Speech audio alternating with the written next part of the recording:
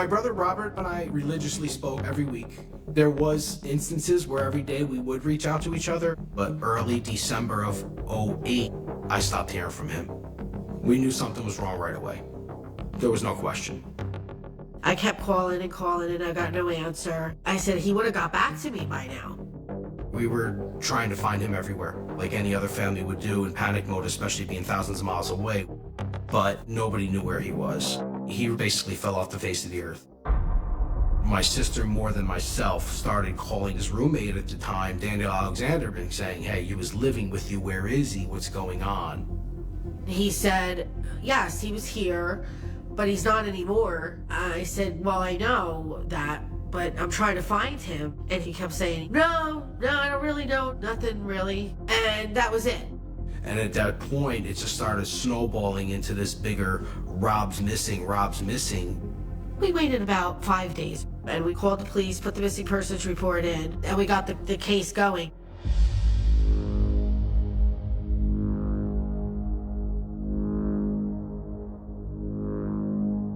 Those records showed he had not used either since January 16th, 2009. Robert's family told us that prior to him going missing, Robert's mother had passed away and he inherited roughly $50,000. Once the money was deposited from his mother's inheritance, he was making, if not daily, every other day withdrawals from his account. So when he was no longer withdrawing money, that does not look good.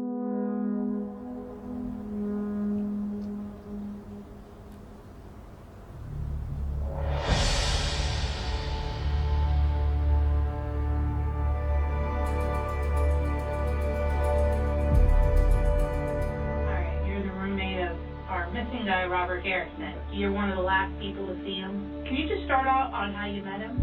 I met him through a friend of mine. He called me on the phone one day and told me that he got kicked out of the place he was at.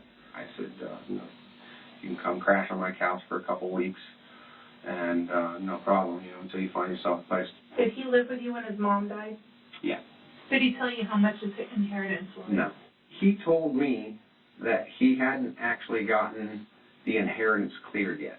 I suspected that he was full of crap, and I kind of believed that he was lying to me about it because he was up in the $500 range of paying the electric, his part of the electric. He owed you money? Yeah.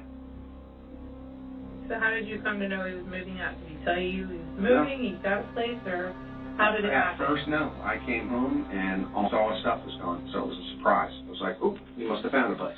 I noticed right away that, no, guitar's gone, this and that, his clothes, most of his clothes are gone and everything. Did he come back, or what happened? 1 to 2 days later, he came back, and that's when he came back in the black Mercedes with the girl and picked up the remainder of the stuff. What happened? Did the female stay in the car? Yeah. Did she get out? She stayed in the car. She was in the driver's seat. I mean, I could see, white female, mid-30s, early 40s, maybe. So did you guys talk about anything while you were inside? He asked me about leaving the truck there. I said, dude, no problem, man. You can leave it here. That's not a problem. Do you know of any places he frequented?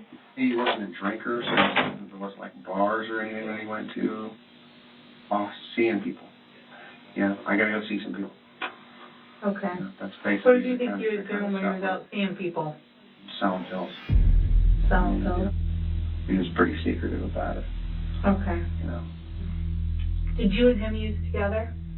Yes. Yeah. I know his use, just from watching, way increased in the last month or so that he was there. Okay. To where he was doing what I just consider to be ungodly amounts. So what do you think happened to him? I don't know. Come on. Speculating? Yeah. I think that maybe he got mixed up with some wrong people selling. And maybe somebody either did, or it's possible that maybe he overdosed. Maybe somebody else. I don't know. Okay. I didn't pick up on any nervousness. He's answering all my questions, but I felt he wasn't being completely truthful. with us. It wasn't making sense to us that Robert had just left his truck and left with a female in a Mercedes. We're thinking that Daniel wasn't being upfront and honest.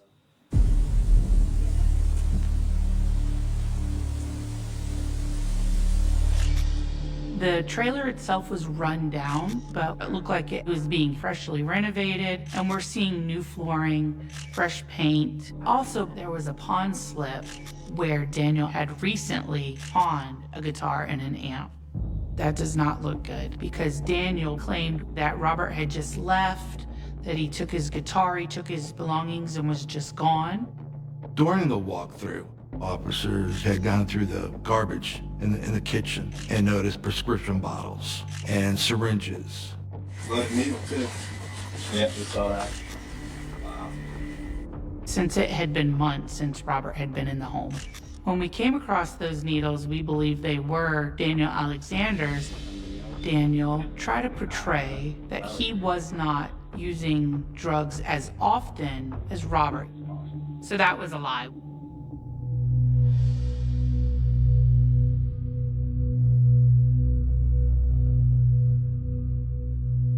Robert's brother, Christopher, had said Robert had moved around quite a bit while he was here in Florida, but was doing well, had some money. We never had any proof, no evidence that Robert was a drug dealer. I felt like Daniel was painting a darker picture and trying to lead us down a different path. Robert was very well liked around the town we grew up in Bloomfield, New Jersey. He was an excellent athlete, one of the best baseball players in the town when he was younger. Robert moved around a lot. He was like a free bird.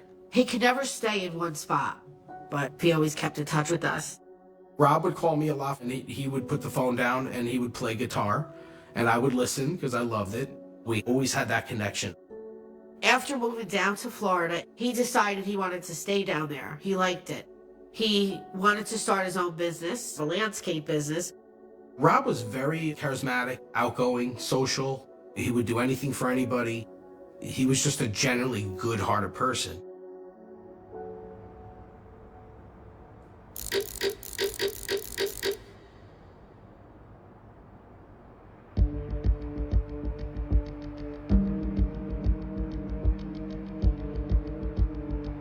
A friend of Daniel's, Larry Kelly, he had information that Daniel admitted to him that he had killed Robert.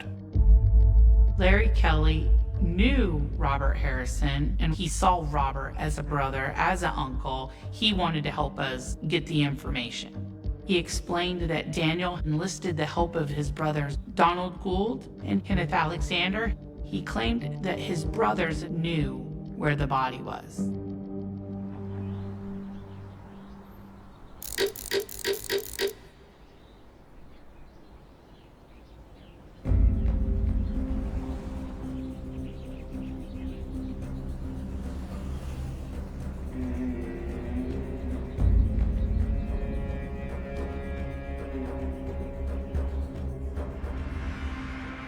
Where are you going?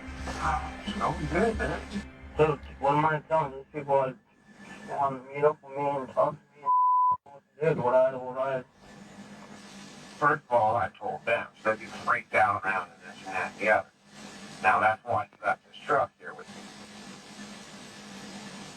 Because he didn't want to drive it around. That's what I told them. Now, it wouldn't hurt if you said something to corroborate my story good. You know what I mean? Right. That would help me. I mean, are you sure they have they been to your house at all? I mean, like, checked it out? The police. Dude, I had the whole crime scene investigator and CSI Palm Beach was here, dude, with the whole gig was out here, dude. I tore my fucking out. I tore the whole floor out. I went up and down that trailer 9 times cleaning that up. There ain't no way they didn't find. What about himself? Where he is. It ain't a great spot, but If they had found him, they'd be here putting him under arrest. They ain't found him.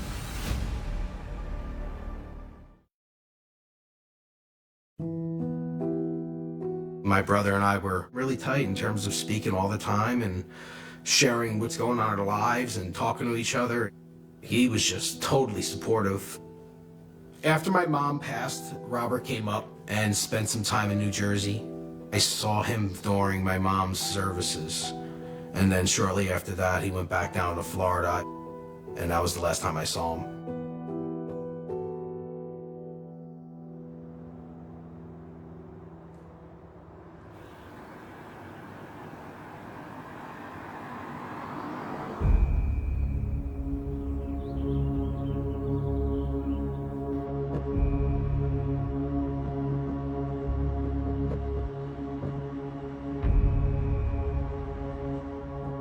So basically, you want me just to tell her freaking what? Just that he was a whacked out drug head, man. Okay. I'm gonna freak the out, dude. You know, I mean, there's nothing they can do to you, right? I mean, there's nothing at all. Number one, they don't know. So, no matter what they tell you, they don't know anything. And there's absolutely no way to link you to anything. So, if they came up with the we know this and we know that, you know they're full of you don't freak out about this anymore? Well, yeah, dude, but I mean, how much can I, I don't know, what can I do? I gotta act mellow and like nothing's wrong. Yeah, I'm freaked out about it. But the whole thing is, if they don't find a body, they can't do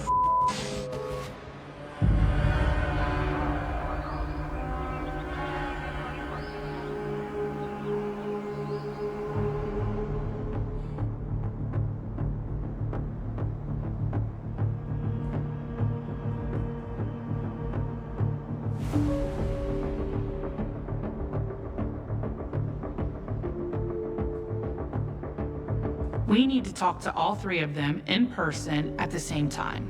We don't want them talking to each other and letting each other know that they were talked to, and to come up with a story. By the time my unit was taking Kenneth Alexander into custody, I was on my way to the station to interview Donald Gould. Donald was agitated. We didn't really have a whole lot of time to build a rapport. So we decided to inform him why he was there and give him the opportunity to help himself by telling us what he knew. Donald, how are you? Did they explain to you why you're here? I don't know they're gonna do what. We're working a case now. We have been for the past couple weeks, okay, of a missing person, okay? I think I know who you're talking about. Okay. Let me just cut to the chase. We received more information, okay? And he's not just missing. Yeah, he's missing, but he's not alive. Well, it couldn't have had nothing to do with me, because I don't know. No. You didn't do the murder or killing or anything like that. I don't know anything about the thing. Okay, I think you know where he's at. And for closure for the family, and believe me, I would rather use you as a witness, okay? You understand that? Yeah. That's the difference between you walking out as a witness and cooperating with me and going, listen, I'm going to put this to rest. I know where he's at. I'll help you guys out. I'll get in the car with you. I'll point him out, and then you go home. Okay? I can't do that. Why can't you do that? Because I have no idea where the guy is. Okay. You have kids? No.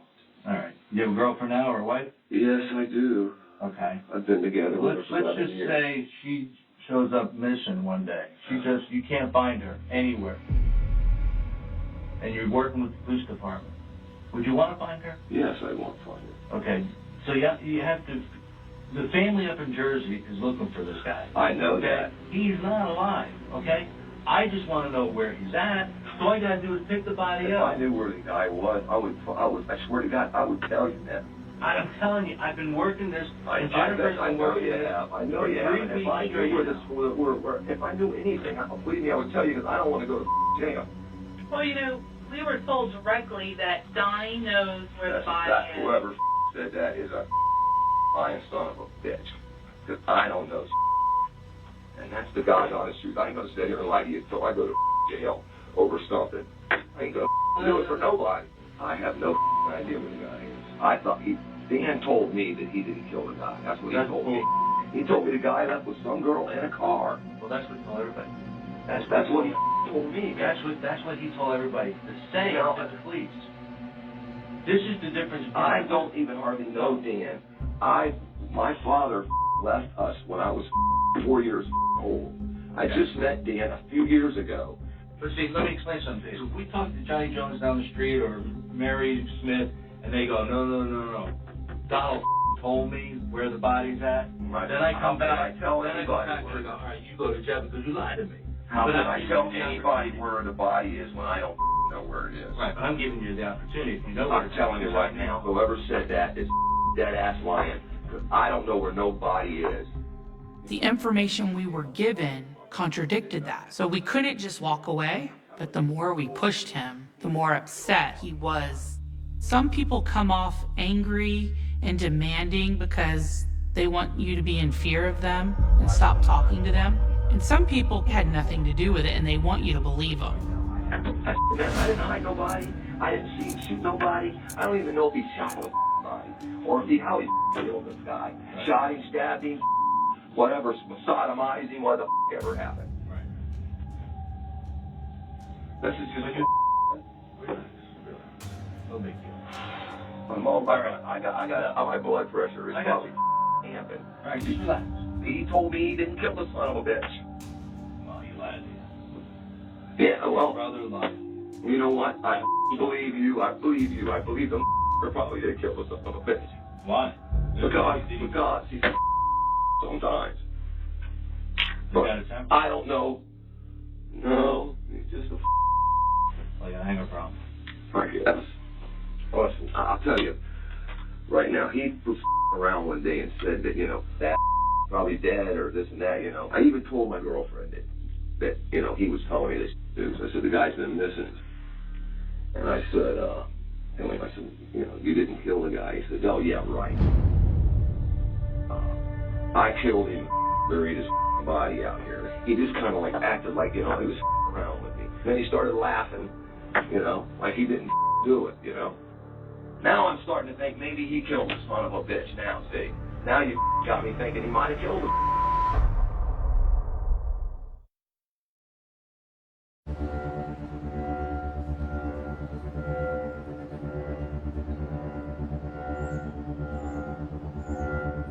I thought he was joking. I swear to God I didn't think he killed him. So, was he specific on where he buried? Like, yeah, you're right. You don't confide in me. He's barely known me but 4 years, maybe 3-4 years. Right. But why is he gonna tell? I mean, you kill somebody, maybe tell the people. Father. I don't know. I got no idea. I don't. I mean, the reason you're here is because other people that we've been interviewing have said that you know where the Did they say his brother, or did they say Don? Donald. Well, Don. That's. I'm just telling you. I'm telling you right now. There's another brother besides me. I know. Well, is Kenny closer to Danny than you? Yeah.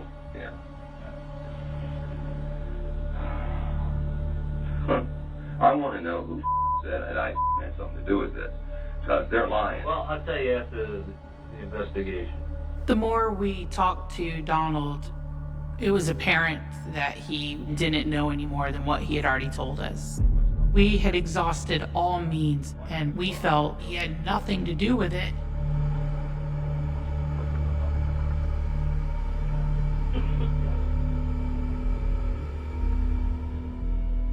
Today's day, what's today's day? April 6th? Kenneth Alexander was picked up by Detective Randall Anderson. Randall Anderson had dealings with Kenneth. They had a good rapport with one another. So Anderson spoke with him before I spoke with him in the interview room. We were now banking on Kenneth letting us know and hoping he was the brother that knew where the body was. Okay, again. I don't know where he's at. I don't know where he... What did he tell you? He didn't tell me. I told him I didn't want to know. I said, don't tell me nothing. I don't want to know. But he did tell me they were both using drugs and we know that. I don't know what it was about. I don't know why it was fighting to start with. You got to tell us the rest of the story. You can't cut us off like that. Just tell us the truth. Tell us the rest of the He story. said, well, this is what he told me. They were in the kitchen, they were fighting. He said he hit him with a frying pan. Did he hit him over the head or? In the head. Okay. Yeah, I'm pretty sure it's in the head. And I guess he got a kitchen knife out of the kitchen or something and finished him off. Okay. How did he finish him up? I don't know. I wasn't there. He didn't go into details about it. No, we don't think you were there. No, I wasn't there. Did Danny say if Robert had a weapon on him? No, I don't. They just were fighting? Yeah. Okay, in the kitchen. Fist fighting or pretty much going at it. After he stabbed, I'm assuming that he stabbed him. I'm assuming that too. Okay. What did he do with him? Because obviously he's been missing for... And don't sit and tell us. I have no idea. Don't sit and tell us that you didn't say to him, what did you do with him after that? No. Your brother's not stupid, all right? After he killed him, did he take the body, get rid of the body, or did he leave him in the trailer where he left the I time? don't know. I assume that he just got rid of him right away. I mean, it's pretty stupid to leave him sitting there, wouldn't it? I mean, why just let him sit there and rot or whatever? No, he got rid of the body. He got rid of the body. I don't know what he said. You know Danny pretty good. He said he took him out in the woods and buried him, but I have no idea what that is. All right, knowing Danny, would he feel safe if it was on the property or down the street? I don't know. It wouldn't make sense to leave him on the property. Yeah, but he knows the property. Yeah, he knows the property like the back of his hand, I guess. Did he say when he did this? Not exactly. Did he tell you what to say to police? No. Okay. Since I never figured. But I mean, everybody's saying that he was picked up. So obviously he says, don't say nothing to nobody. I said, why'd you tell me? I don't want to know. And I didn't want to know. I didn't want to know anything. Right. Did your brother Donald go with him to get rid of the body? No. Donnie wouldn't go anywhere with him. Obviously somebody helped him. He's your brother. Somebody helped him. Oh, I don't know who it was. You can't do that all by yourself, man. Rob's a big guy. Tell brother. He's 6 foot, 200 pounds. Are you gonna drag that Yeah, my brother's strong, just like I said. I could move that much weight under pressure. No, you don't understand. It's dead weight. It's a lot more. It doesn't matter. I could move that much weight under pressure. Kevin, I know. Here's the deal, but I mean... if we said to you that somebody saw you in the truck with him and we believe you were with him and take us to the body, you think you'd get in trouble for that? I wasn't with him. And I told this detective who's been doing this a lot longer than me, I said, I got this guy. This guy is going to tell us the truth. And if he tells us the truth, he gets to go home tonight. What can I say, man? But the bottom line is that when you first came in here, you told us you didn't know anything. Then you changed the what story it was to about at first. and then you told us he didn't tell you anything. Well, I just told And then you told us he didn't tell you where he put it. So just finish up the story on good terms with Detective Boyle and tell him the truth. Enough is enough.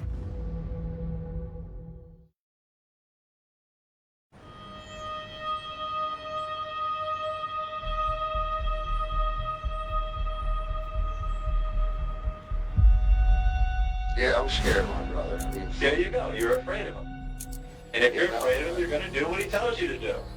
he's That's the bottom line. He's a little nuts. He's crazy. He's crazy. So if he made you go in the truck with him, tell us where, so we could get this thing over with. You guys put me in prison for the rest No. No. Let me explain something to you. Yeah. You're a witness. Period. No, that's not the way it works. I've been doing this for 20 years, okay? Believe me when I say this. You get in a truck with me, you can get in a truck with him. Drive him to where the body's at, and you go home. I'm giving you my word, bro, right now. That's all I can give you is my word. That's all I have to give you is my word.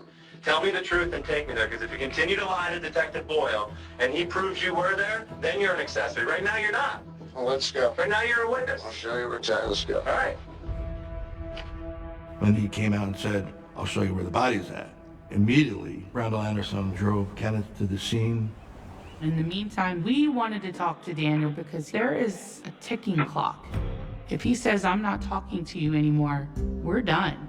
So we decided to start this interview bluffing that we had the body because he's very sure of himself, very confident, very relaxed. Confronting him, it kind of keeps him off his game. Like we last spoke, we've been working on this like morning, noon, and night, okay? And we got some information, okay? And we interviewed a couple people today, and we located Robert. You did? Yeah. Okay. One of the persons that we interviewed is your brother. Okay. And he's the one that pointed out the body. Okay. But I know something happened in the kitchen between you and Robert. Okay? Okay. I need to hear it from you, okay? Because there's two sides of the story. Okay? Whether or not he attacked you or he went after you for some reason, I don't know what happened, man. Okay? I just want the truth, that's it. So we can get some closure to this and put an end to it. Okay? That just doesn't even sound right. Well, what doesn't sound right? Explain to me what doesn't sound right. We had Kenneth and Donald both in here today. All right. Kenneth drove us to the body. He told us his side of the story of what happened. Now we want to hear your side. Was it self-defense? Was it something? What happened? I know Robert was a pain in the ass. I know you guys had your differences. I know that, man. Yeah, but it... We know he's hot-tempered. And I know there's pills involved, you know? You're both on it, you know? Is it possible one night you're just so high, or he pissed you off and you went at it, or both of you were high and you went at it? Oh, correct me if I'm wrong, because you're sitting there and not saying anything. Well, because this is all floored. It's all got me floored. I don't see where any of this is coming from. I mean, it's coming from your flesh and blood. That's where it's coming from. Okay? Did he help you do it? He wasn't involved with anything. I'll give you yes and no answers. Did you and Robert have a fight? No. Did you kill Robert? No. Did you accidentally hurt him? No. Okay. What are you thinking of? Just not understanding, Ken. I just don't understand. Where did he take you to? We can't tell you till you talk. We can't say anything. It just doesn't make any sense. Hey, Danny, you made a mistake. Right? I make all kinds of mistakes, man. Right, but this one was stupid, and you regret it. Yes? I regret having that guy ever move in with me, man. I mean, it's been nothing but a hassle from day one, you know? Right. So what happened? You guys are in the kitchen. What happened? Or did it start before the kitchen? Well, the guy was crazy, man. I mean... All right. Is it possible he came after you and you defended yourself? Exactly what happened.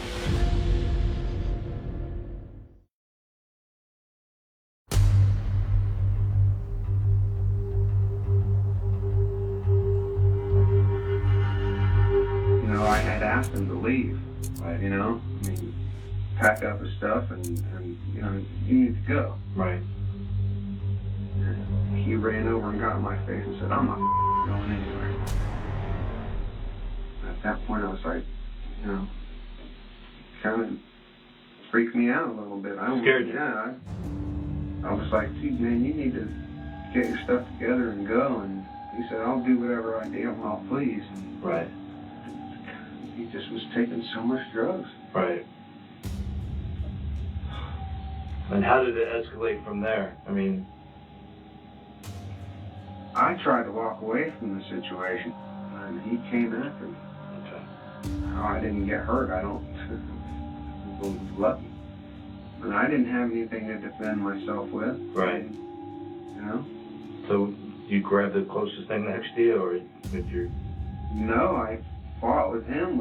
He came and tried to get me with the knife, and I grabbed his hand And I don't know how we struggled around and rolled over, but I ended up getting a hold of his hand, and as we fell to the floor, it jabbed him. And then what? He was kind of laying there bleeding, and I popped up and hauled ass, man, because dude, I was freaked out, man. Yeah. I mean, There's only one. He only jabbed himself once. Yeah. Did you hit him with anything? No. Grab a 2x4 and whack him over the head? No. When did I was scared, man. I was really scared. I would too. Now, when did you return back to the residence? Did you go back that night? Yeah, but a few hours later. Okay. What'd you do then? Or what did you see? He was still lying there, man. I didn't think it poked him that bad. He was lying there dead. What'd you do next? Did you try to hide the body then? Did you put him in something? Stuck him in the bathtub for a little while. Right. How long was he in the bathtub for? Say 2 days. Okay. If Robert attacked Daniel and he defended himself, he would run out of the house and call the police to come and help. You wouldn't take somebody, put them in your bathtub, and dispose of their body. And then cover up a murder with the new floor and the renovation. So it made zero sense to us that there was any type of self-defense. A couple days go by, what'd you do with him out of the tub? Well, I had to do something, so I got scared and I buried the body. What'd you put him in? And plastic. Plastic bags? No. No? No. Yeah. It's just, This is what? I mean, you're sitting there grinning. no, I'm just... Talk to me. Just if you guys knew so much, you'd know all of that. And I don't understand why you're asking me that. I have to hear it from you. So you decide to bury him. Did you drag him out? Or did your brother have to? I left the room because they had to have made some progress finding Robert's body. So I left the room to go find out any updates.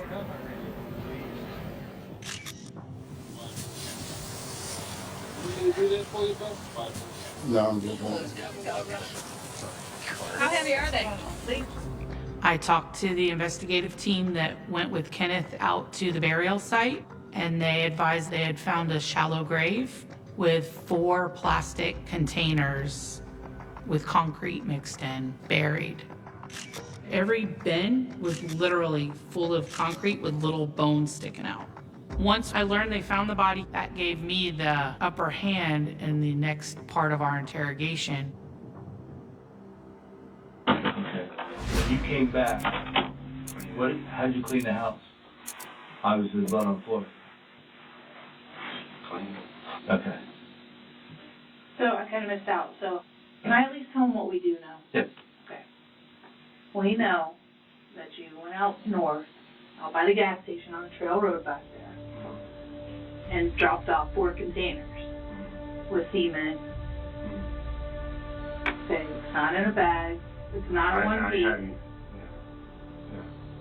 No. We're telling you that we've been told what happened, and now we've got to determine what the true story is, and you're the only one that knows because you were there from the beginning. Now you got to tell us what happened next.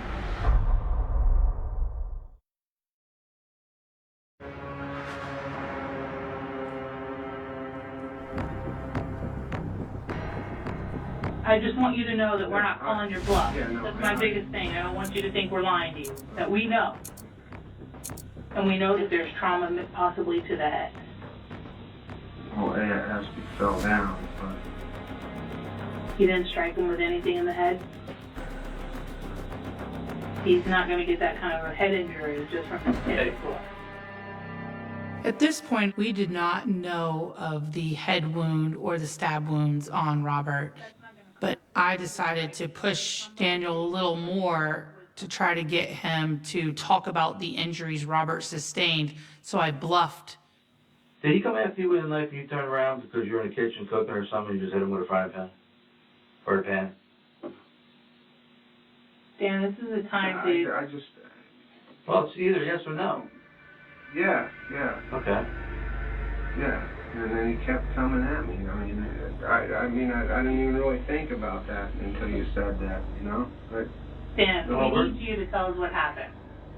when he came at me, I turned around to try and block him with that, and I hit him with the frying pan. Well, if that's the case, why didn't you tell us he hit you with a frying? You hit him with a frying pan.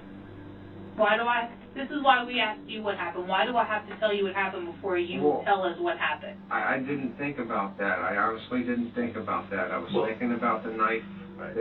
Really. But I think you were thinking beforehand we really didn't have a body, and we didn't know. We were just pulling you for information. But now you know we do, right? I was scared. So if you truly were acting in self-defense, why wouldn't you call the police and say, this guy just attacked me, I just stabbed him? That's what a normal person would say, is call 911 and say, I was being attacked. I'm outside right now, he's inside. Can you get here?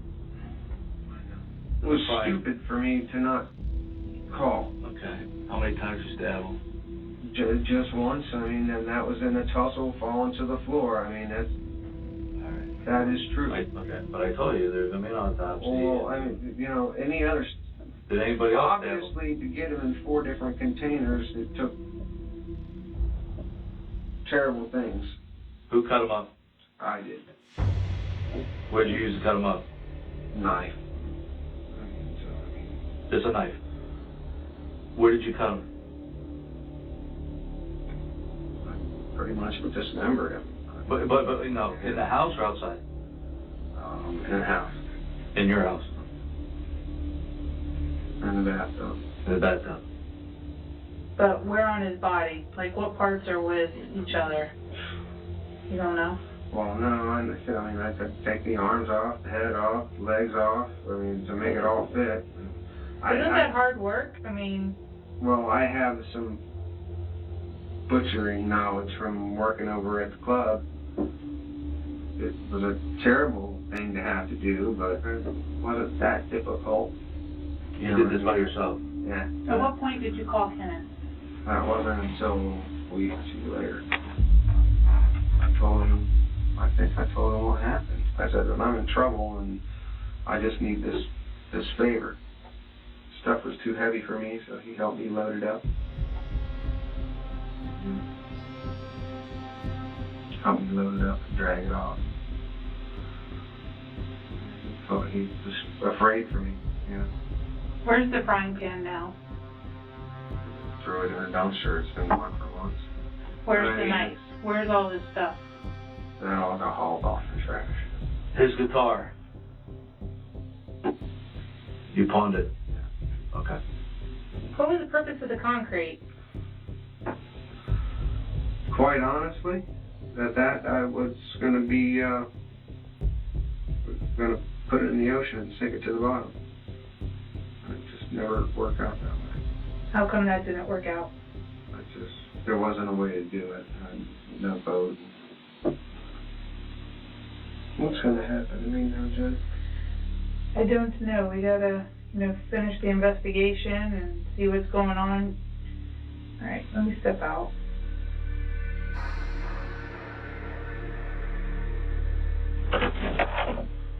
I was happy to just be done with it and to be able to show that he's a cold, calculated murderer.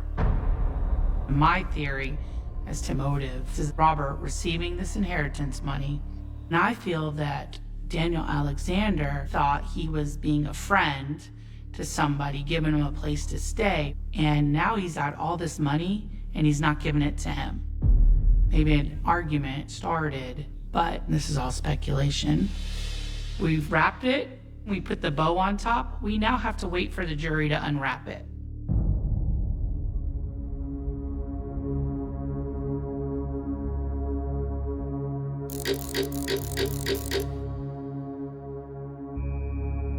Daniel Alexander facing the judge for the first time today. Alexander is accused of killing his roommate, 39-year-old Robert Harrison, by hitting him with a frying pan, stabbing him to death, and then, according to authorities, cutting up his body.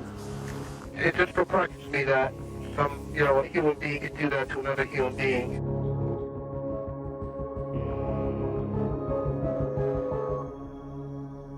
The autopsy revealed that Robert had blunt trauma to the head and multiple stab wounds to the torso, but no obvious defensive wounds. There was nothing on Robert's body telling us that he was in a fight with Daniel. He was attacked. Daniel Alexander was found guilty of second-degree murder. He was sentenced to life in prison, and he received an additional 15 years for abuse of a body. Dan will go away for the rest of his life, and hopefully it will be a miserable existence for him. Charges were not filed against Donald Gould and Kenneth Alexander. With Donald Gould, we never had any proof that he had any part of what Daniel Alexander did. And because of what Kenneth did when helping us recover the body, charges were not filed against him. I was satisfied at the outcome.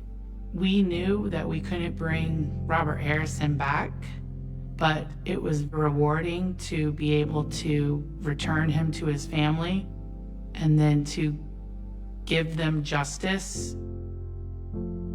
I just miss having my older brother. I don't have it. Never will. And it's hard some days not having Rob anymore, and just that connection, the daily phone call, whatever it was, it's gone. It's permanent. So in my mind, he's with me in spirit, and I have to just carry that on till I'm gone.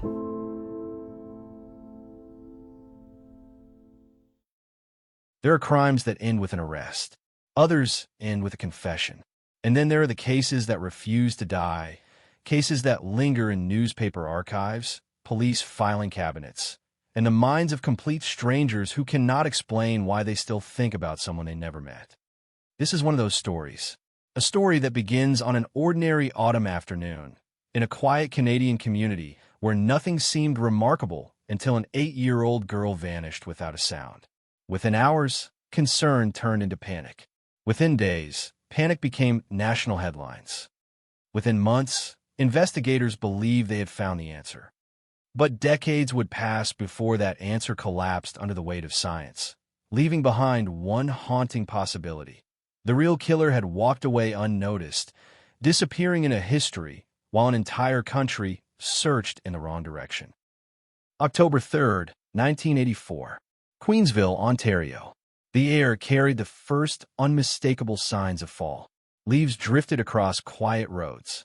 Families settled into routines so familiar they barely noticed them. School ended. Children walked home. Parents expected ordinary evenings filled with homework, dinner, and bedtime. Nothing suggested that this would become one of Canada's most disturbing child murder investigations. 8-year-old Christine Jessup had spent the afternoon like countless other children. Bright, energetic, and known for her cheerful personality, she left school expecting to return home before sunset. It was a route she knew, a community she trusted, a distance measured not in danger, but in minutes. She never arrived. At first, there was no reason to imagine the worst. Children sometimes lingered with friends. They explored nearby fields. They lost track of time. But as daylight faded and Christine still had not returned, anxiety spread through her family. Phone calls were made. Neighbors were asked. Friends searched nearby roads. Every passing minute transformed uncertainty into fear. Soon police joined the search. Flashlights pierced the darkness. Officers combed ditches and wooded paths.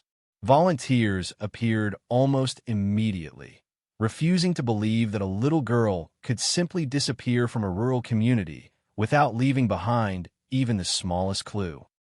But that is exactly what seemed to happen. No witnesses reported hearing screams. No obvious struggle marked the roadside. No abandoned belongings pointed investigators in any direction. It was as though Christine had stepped out of one ordinary afternoon and vanished in a thin air. As the search expanded, helicopters surveyed forests from above, while search teams moved shoulder to shoulder across open fields. Hundreds of volunteers answered the call. Families canceled weekend plans. Businesses closed early. Local farmers opened their land to investigators. Every possibility mattered because every hour without answers made the situation increasingly desperate.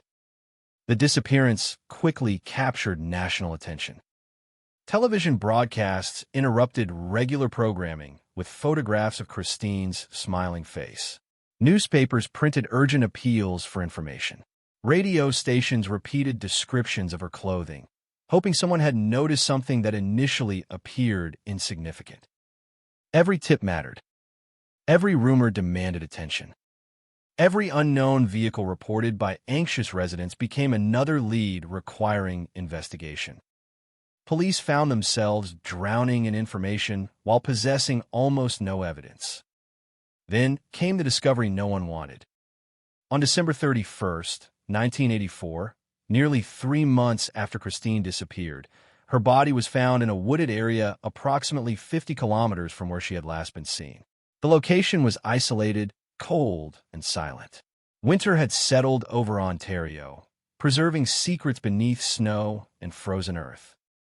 The search for a missing child instantly transformed into a homicide investigation. Crime scene investigators documented everything they could recover. Every footprint, every fiber, every biological trace.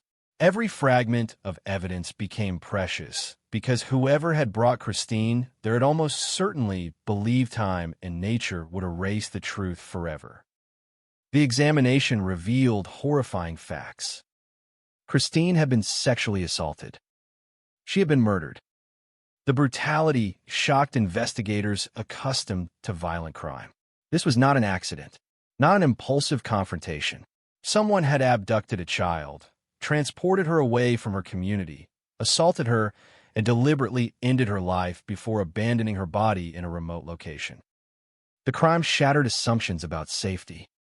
Parents who had once allowed children to walk freely suddenly drove them everywhere. Schools reviewed dismissal procedures. Communities organized neighborhood watches.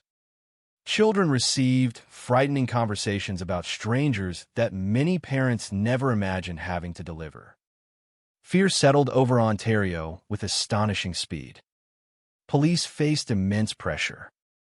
Every news conference generated more questions than answers. Journalists demanded updates. Families pleaded for progress. Politicians promised resources.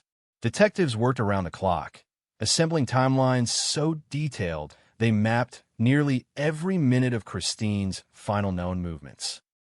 Who had seen her last? Which vehicles traveled nearby? Who knew her routine? Who possessed the opportunity? Investigators examined registered sex offenders. They interviewed neighbors repeatedly. They questioned construction workers, delivery drivers, hunters, travelers, and anyone whose movements could not be fully explained. Thousands of interviews followed. Hundreds of physical exhibits filled evidence rooms. Yet certainty remained elusive. Then attention slowly shifted toward a man whose name would dominate headlines for years. Guy Paul Morin. He lived in the area. He had occasionally interacted with neighborhood children. He possessed interests that investigators and members of the public began viewing through the distorted lens of suspicion rather than fact. Almost overnight, speculation exploded. Rumors spread faster than verified information. Ordinary personality traits became interpreted as warning signs. Quietness became suspicious. Social awkwardness became sinister. An unconventional hobby became something darker. Communities under stress often search desperately for certainty, and certainty can become dangerously seductive. Investigators continued gathering evidence. Witness statements evolved. Some people remember details they had not mentioned previously. Others became less certain over time. Memory, particularly after intense media coverage, proved remarkably fragile. Faces blurred. Dates shifted. Conversations became difficult to separate from newspaper reports. Still, momentum built. Public expectation demanded an arrest. The murder of a child rarely leaves room for patience, and investigators knew every day, without resolution, intensified criticism. Meanwhile, forensic science in the mid-1980s remained far less advanced than what modern audiences now expect. DNA profiling existed only in its infancy. Crime laboratories relied heavily upon hair comparisons, fiber examinations, blood typing, witness testimony, and behavioral interpretations. Techniques, once presented confidently, would later become subjects of fierce scientific debate. Back then, however, many believed traditional forensic methods were sufficient. The investigation continued expanding. Detectives reconstructed possible driving routes between Christine's last known location and the wooded site where she was eventually discovered. They measured travel times under varying traffic conditions. They searched for tire impressions despite months having passed before the body's discovery. They compared fibers recovered from clothing with countless household materials. Every result generated more possibilities than conclusions. The case became a puzzle missing its center. Behind every briefing stood exhausted detectives carrying enormous responsibility. Child homicide investigations consume investigators in ways difficult for outsiders to appreciate. Case files follow them home. Victims' photographs remain fixed in memory. Every unanswered question becomes intensely personal. For Christine's family, however, the investigation was not simply an occupation. It was life itself. Birthdays arrived without celebration. Christmas became inseparable from loss. Every family photograph reminded them of someone forever frozen at 8 years old. While investigators searched outward, Christine's loved ones endured a different kind of torment, the endless cycle of hope, despair, rumor, and disappointment. The media never truly looked away. Each anniversary revived public interest. Television documentaries revisited timelines. Editorials questioned investigative decisions. Talk shows debated possible suspects. Some viewers believed police were closing in. Others believed the wrong person had already become the focus. The tension between public expectation and investigative uncertainty widened with every passing month. Yet beneath all the interviews, all the headlines, all the speculation, one silent witness remained locked inside evidence collected from the crime scene itself. Technology simply had not advanced enough to hear what it was trying to say. Years passed. Forensic science evolved. DNA analysis grew from experimental technique into revolutionary investigative power. Laboratories achieved breakthroughs once considered impossible. Biological samples ignored decades earlier suddenly possessed extraordinary value. Across North America, cold cases reopened. Convicted killers were confirmed. Wrongfully accused individuals walked free. Evidence boxes gathering dust became gateways back into forgotten crimes. Few could have imagined that Christine Jessup's case would eventually become one of the most extraordinary examples of both justice delayed and justice denied. Because hidden inside preserved evidence was not merely the identity of a killer. It was proof that an entire investigation, embraced by much of the public for years, rested upon a foundation that would eventually crack apart under scientific scrutiny. When that moment arrived, the consequences would reach far beyond a single courtroom. Careers would be questioned. Investigative methods would face intense criticism. Public confidence would be shaken. And somewhere, if still alive, the person truly responsible might have realized that the case everyone believed was solved had suddenly become wide open once again. The greatest mystery was no longer simply who murdered Christine Jessup. The greater mystery became how the truth had remained hidden for so long, concealed in plain sight, while generations believed the nightmare already had its ending, unaware that the real story had barely begun. The pressure surrounding the investigation intensified with every passing week. Detectives were no longer searching only for a child's killer. They were fighting against time, public outrage, and the growing fear that an unknown predator was still free. Every television broadcast reopened the wound. Every newspaper headline reminded parents that the person responsible had never been identified. In neighborhoods across Ontario, children stopped walking to school alone. Doors that had once remained unlocked during the day were suddenly secured. Communities that prided themselves on trust found themselves measuring every unfamiliar face with suspicion. Inside police headquarters, the case expanded into thousands of pages of reports. Maps covered entire walls. Colored pins marked sightings, witness statements, vehicle descriptions, and possible routes between Queensville and the remote wooded location where Christine's body had been discovered. Detectives retraced those roads repeatedly, driving them at different hours, calculating travel times under varying traffic conditions, hoping that repetition might reveal something everyone else had overlooked. But investigations are rarely driven by evidence alone. They are also shaped by human judgment, assumptions, and sometimes the overwhelming desire to produce answers before uncertainty becomes unbearable. As the months passed, one name continued to surface with increasing frequency: Guy Paul Morin. To many people in the community, he seemed unusual. He was quiet, introverted, musically gifted, interested in hobbies that some neighbors considered eccentric.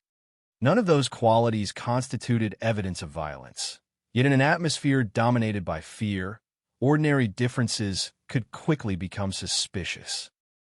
Detectives interviewed Morin multiple times. They searched his property. They examined his vehicle. They scrutinized his personal life. Every answer he gave was compared against timelines that were themselves still incomplete. Investigators believed certain aspects of his schedule could not be fully explained. Others questioned whether his demeanor during questioning reflected nervousness, guilt, or simply discomfort under immense scrutiny. Human behavior, however, is notoriously difficult to interpret. An innocent person accused of murder may appear anxious. A guilty person may remain perfectly calm. Neither reaction proves anything.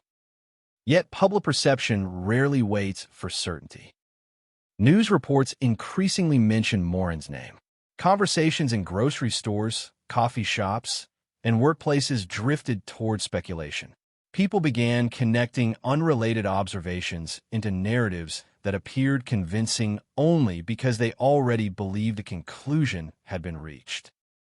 Confirmation bias quietly entered the investigation.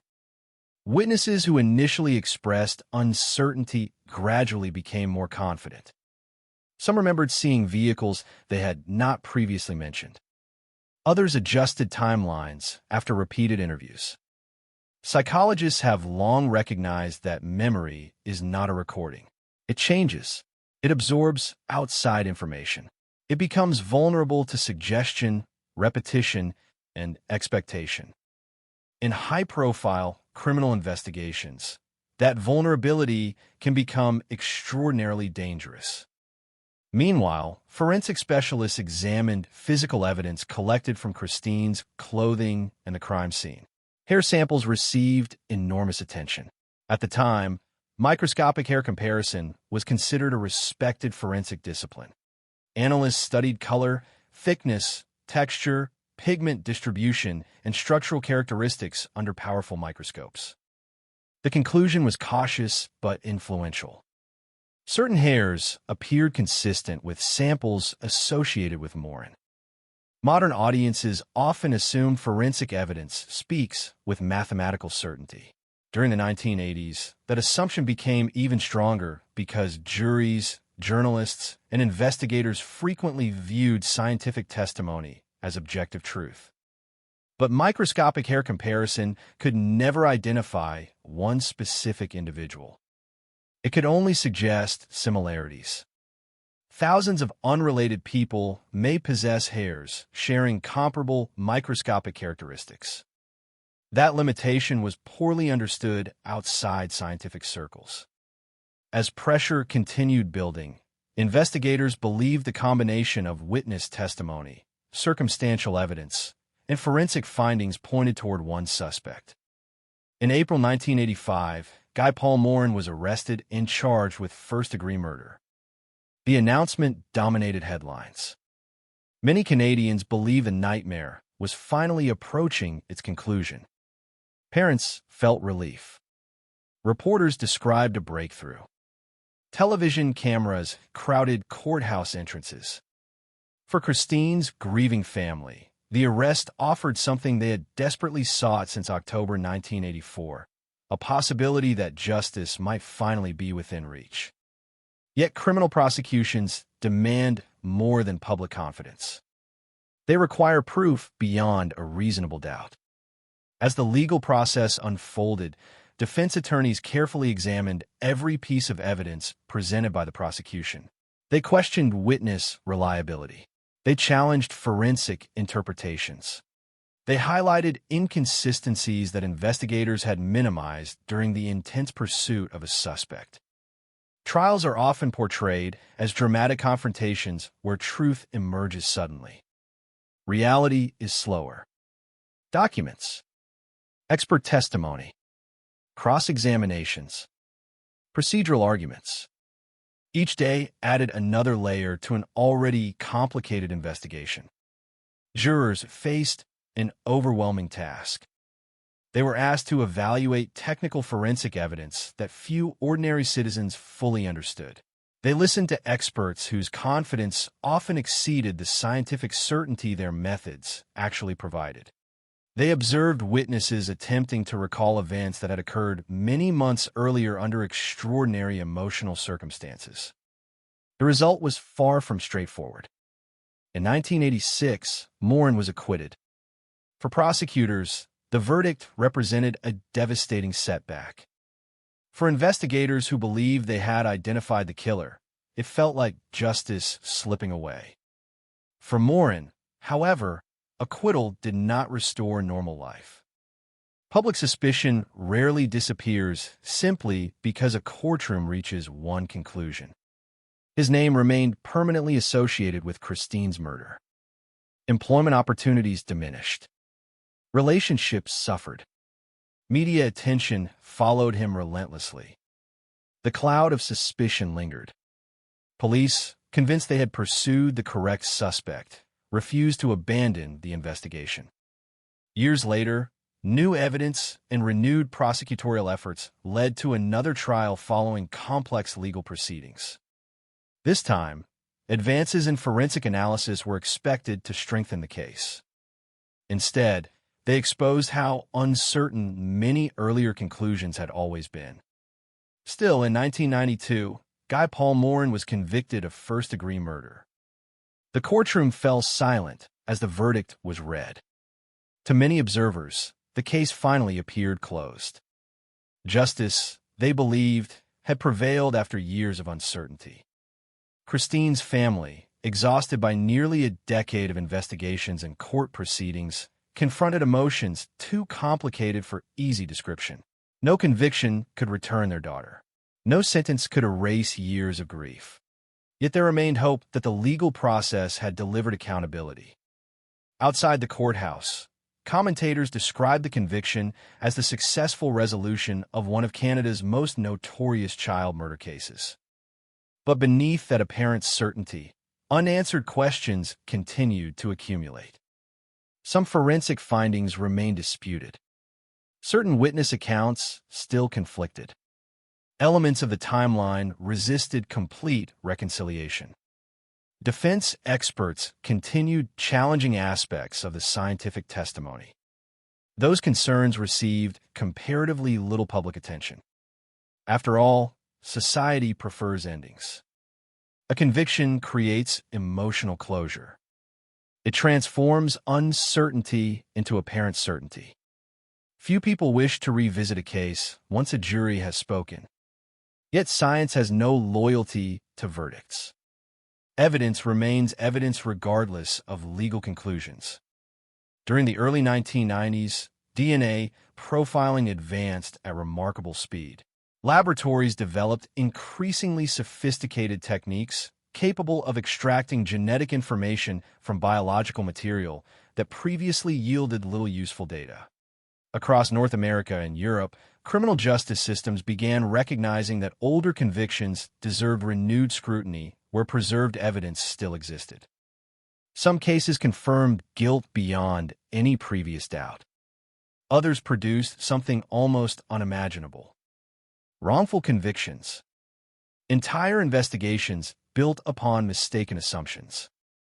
Expert testimony, once regarded as definitive, suddenly appeared deeply flawed. Hair comparison, bite mark analysis, certain blood typing methods, eyewitness identifications. One by one, long-standing forensic practices faced growing scientific criticism. Christine Jessup's case would soon find itself at the center of that revolution. Evidence preserved since 1984 remained carefully stored. Biological samples collected from the crime scene had survived. Technology unavailable during the original investigation could now examine them with extraordinary precision. The implications were profound. If DNA matched Guy Paul Morin, his conviction would become virtually unassailable. If it did not, the consequences would be almost impossible to comprehend. Behind laboratory doors, scientists began examining evidence that had remained silent for nearly a decade. Unlike witness memories, DNA does not become confused by media coverage. Unlike rumors, it does not evolve through repetition. Unlike public opinion, it possesses no interest in satisfying expectations. It answers only one question: whose biological material is this? No one involved could yet appreciate that the answer emerging from those laboratory instruments would not merely challenge a conviction. It would unravel one of the most controversial murder investigations in Canadian history, expose systemic failures stretching across police work, forensic science, and the justice system itself, and reopen a nightmare everyone believed had finally come to an end. Somewhere beyond the courtroom battles, beyond the headlines, beyond years of accusations and certainty, the real killer remained untouched by every arrest, every verdict, and every celebration of justice, hidden behind a single genetic profile that was finally beginning to speak after nearly 10 years of silence. For nearly a decade, the Canadian justice system had operated under a powerful assumption. Investigators believed they had identified the man responsible for one of the country's most horrifying child murders. Prosecutors had secured a conviction. Newspapers had reported the case as solved. To the public, the story appeared complete. The unanswered questions that had once haunted every headline seemed buried beneath a guilty verdict. But evidence has a remarkable way of resisting certainty. It waits, patiently, silently, sometimes for years. And when science finally catches up, it can dismantle an entire narrative with a single laboratory result. The biological evidence recovered from Christine Jessup's clothing had remained preserved since 1984. At the time of the original investigation, forensic scientists could do little more than classify blood types and compare microscopic characteristics of hairs and fibers. DNA profiling was still emerging, expensive, technically demanding, and unavailable for many criminal investigations. By the early 1990s, however, the landscape had changed dramatically. Laboratories had become capable of analyzing genetic material with a level of precision investigators in 1984 could scarcely have imagined. Unlike eyewitness testimony, DNA does not become more confident with repeated questioning. Unlike rumors, it does not spread through communities. Unlike forensic opinions based on visual comparison, it does not rely upon subjective interpretation. It either matches or it does not. The evidence from Christine's murder was submitted for advanced DNA testing. For those convinced of Guy Paul Morin's guilt, the expectation seemed obvious. The results would strengthen the conviction, silence critics, and eliminate lingering doubts that had followed the prosecution since the beginning. Instead, the laboratory produced something almost unimaginable. The DNA recovered from the crime scene did not belong to Guy Paul Morin. The conclusion was not ambiguous. It was not a statistical possibility requiring speculation. It was a direct exclusion. The biological material linked to Christine's killer came from someone else. The implications reached far beyond a single piece of evidence. If the DNA belonged to another individual, then the central foundation supporting Morin's conviction had collapsed. Defense attorneys immediately recognized the significance. Appeals accelerated. Independent experts reviewed additional forensic findings. Long-accepted assumptions suddenly demanded fresh scrutiny. Every decision made during the investigation was re-examined through an entirely different lens. How had detectives become so certain? Why had contradictory evidence received less attention? What role had public pressure played? How much confidence should courts place in forensic methods that were now facing increasing scientific criticism? These were no longer theoretical questions. They had become matters of justice. As the legal process unfolded, the growing body of DNA evidence continued pointing in only one direction. Guy Paul Morin could not be the source of the biological material left by Christine's attacker. In 1995, the conviction was overturned. Morin was acquitted. After years spent living under the weight of one of Canada's most infamous murder convictions, he walked free. Freedom, however, could never erase what had happened. Years had been taken from his life. His reputation had been destroyed. His family had endured relentless public suspicion.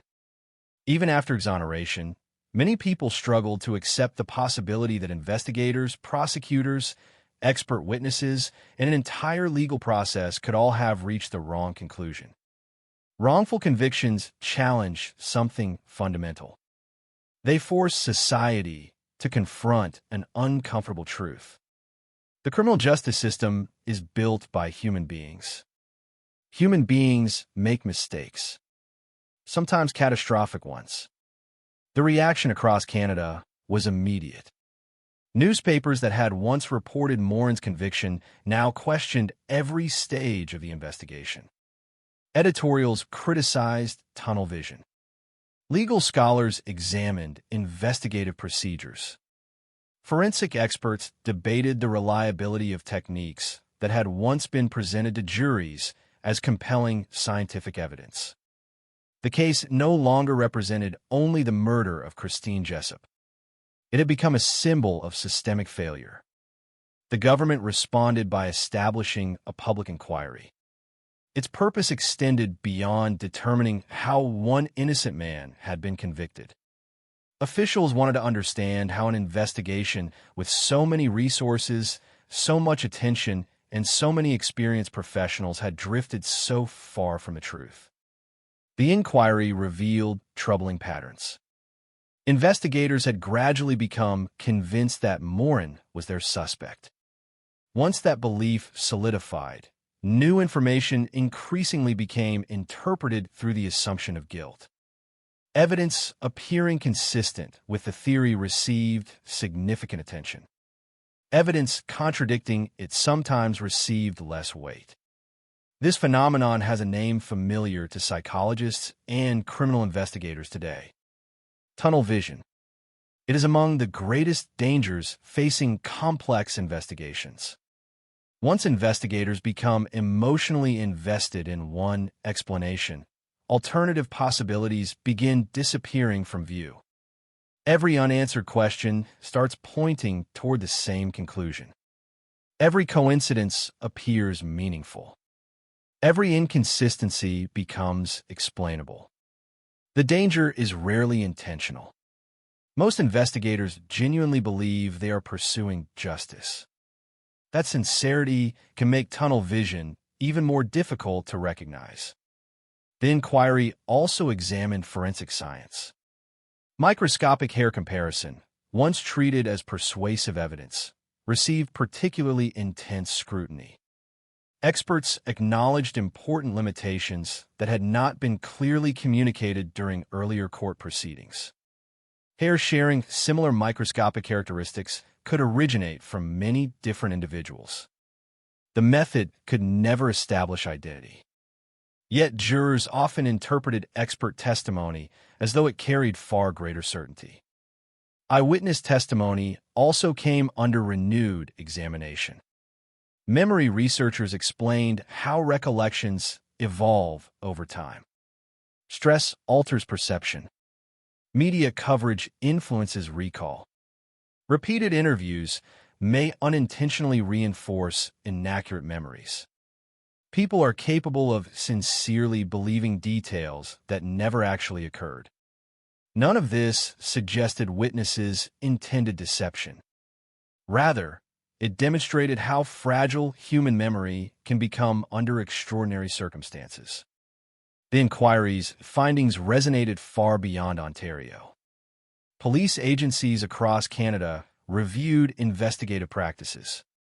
Forensic laboratories revised reporting standards. Prosecutors reconsidered how expert testimony should be presented in court. Legal education increasingly emphasized the risks of confirmation bias and wrongful conviction. Christine Jessup's case was helping reshape Canadian criminal justice. Yet amid institutional reform, one devastating reality remained unchanged. The actual murderer had never been identified. While courts corrected one injustice, another continued. The person responsible for abducting, assaulting, and murdering an 8-year-old child had escaped detection for more than a decade.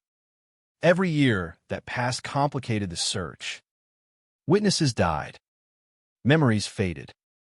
Physical evidence deteriorated despite careful preservation. Potential suspects relocated. Some may have died without ever facing questions. Others may have continued living ordinary lives, surrounded by neighbors completely unaware of what they had done. Investigators reopened the homicide investigation. Fresh teams approached the evidence with new perspectives. Unlike earlier detectives, they were no longer constrained by previous assumptions regarding Morin. Everything returned to the beginning. Every witness statement, every vehicle sighting, every forensic exhibit, every timeline. The investigation essentially started over. Modern detectives asked different questions, who had never been properly investigated because attention focused elsewhere. Which individuals had lived, worked, or traveled through the region in 1984? Could preserved DNA eventually be matched through future technological advances? The answers remained frustratingly elusive. Unlike fingerprint databases, early DNA databases contained relatively few profiles. If the killer had never been arrested for another qualifying offense, there would be nothing to compare against. The genetic profile existed. The identity behind it did not. Years turned into decades. Christine's murder joined the growing category of cold cases. Not forgotten. Never abandoned. Simply waiting. Investigators periodically reviewed evidence whenever new forensic techniques emerged.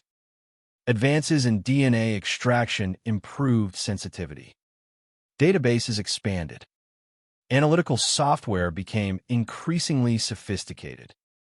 Hope persisted that science would eventually succeed where traditional detective work had failed. Christine's family continued living with unimaginable loss. The wrongful conviction of Guy Paul Morin introduced painful new emotions alongside grief. It meant they had endured years believing justice had been achieved when, in reality, the man who killed their daughter remained free. Closure had proven to be an illusion. Somewhere, hidden behind a DNA profile preserved inside an evidence vault, the truth still existed. It had survived winters, political changes, technological revolutions, and generations of investigators. The killer's identity had not disappeared. It simply remained disconnected from the name that belonged to it. The passage of time had not erased the evidence. It had only delayed the moment when science would become powerful enough to unlock its final secret. For investigators refusing to let the case die, that possibility was both inspiring and terrifying. Because if technology eventually revealed the killer's identity, it would answer one of Canada's oldest mysteries. But it would also expose how close investigators had once come to the truth, and how easily that truth had slipped away while the wrong man stood trial, was convicted, and lost years of his life, all as the real murderer remained invisible, watching history unfold from somewhere beyond suspicion. The years that followed Guy Paul Morin's exoneration marked a turning point not only for the investigation into Christine Jessup's murder, but also for the broader conversation about criminal justice in Canada. The case no longer fit neatly into the category of an unsolved homicide. It had become two stories unfolding at once: the search for a child's killer and the examination of how an innocent man came to be convicted. Those two narratives would remain intertwined for decades, each shaping how investigators, prosecutors, forensic scientists, and the public viewed the other. When the courts acknowledged that DNA evidence excluded Morin as the source of biological material recovered from the crime scene, the immediate legal question had been answered. He had been wrongfully convicted. Yet the central investigative question remained exactly where it had been on the afternoon of October 3rd, 1984. Who killed Christine Jessup? Fresh investigators inherited a case unlike almost any other. They were not simply reviewing an old homicide. They were revisiting one of Canada's most scrutinized criminal investigations, knowing that nearly every decision made before them had already been debated in courtrooms, examined by journalists, and dissected by independent commissions. Every report, interview transcript, laboratory submission, and evidence log was revisited with a renewed emphasis on objectivity. Rather than beginning with a preferred suspect, investigators began with the evidence itself. Christine's last confirmed movements were reconstructed again. Witness accounts were compared not only with one another, but also with physical evidence and documented timelines. Investigators distinguished between statements made immediately after the disappearance and those that evolved months or years later. This distinction mattered because research into eyewitness memory had advanced considerably since the original investigation. It had become increasingly clear that sincere witnesses could unknowingly incorporate outside information into their recollections, particularly in cases that received extensive media coverage. Attention also returned to the geography of the case. Queensville in 1984 was a small rural community connected by roads that were familiar to local residents, but also accessible to travelers passing through the region. Investigators studied maps, traffic patterns from the period, and records of businesses operating nearby. They considered whether the offender had been someone who lived locally, someone who worked in the area temporarily, or someone whose connection to the community had never attracted attention. The location where Christine's body had been found remained a significant focus. Investigators asked whether the site reflected familiarity with the surrounding landscape or whether it had simply been selected because it was isolated. Such questions rarely produce definitive answers, but they help narrow investigative theories. A disposal site can sometimes reveal more about an offender than the crime scene itself, particularly when the location requires local knowledge. Advances in forensic science continued to offer cautious optimism. The DNA profile obtained from the biological evidence remained one of the strongest pieces of evidence in the case. Unlike many older investigations in which critical material had been lost or contaminated, The preservation of evidence allowed scientists to revisit it as analytical methods improved. Laboratories refined techniques capable of extracting more complete genetic information from decades-old samples, increasing confidence in the existing profile.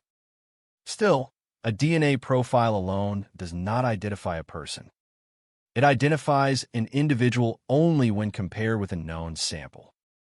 Throughout the late 1990s and early 2000s, national DNA databases expanded as legislation evolved and more convicted offenders were required to provide samples. Each addition to those databases created the possibility that an unsolved case might suddenly find a match. Investigators monitored these developments closely, understanding that many cold cases have been solved through routine database comparisons years after the crimes occurred. No such match emerged. The absence of a match suggested several possibilities. The offender may never have been convicted of an offense requiring DNA collection. He may have died before such databases became widespread. Or he may simply never have come to the attention of law enforcement in a way that resulted in his DNA being entered into the system. Cold cases often involve long periods during which little appears to happen publicly. Behind the scenes, however, investigators continue working. Files are reviewed. Evidence is re-examined. New technologies are evaluated. Potential witnesses are contacted again. Information received years earlier is reconsidered in light of later developments. The progress is measured not in days or weeks, but in years. For Christine's family, the passage of time carried its own weight. Public attention naturally shifted toward newer cases, but personal loss does not follow news cycles. Birthdays, anniversaries, and holidays continue to serve as reminders of what had been taken away in 1984. At the same time, the knowledge that the wrong person had once been convicted meant that the search for accountability had, in many respects, returned to the beginning.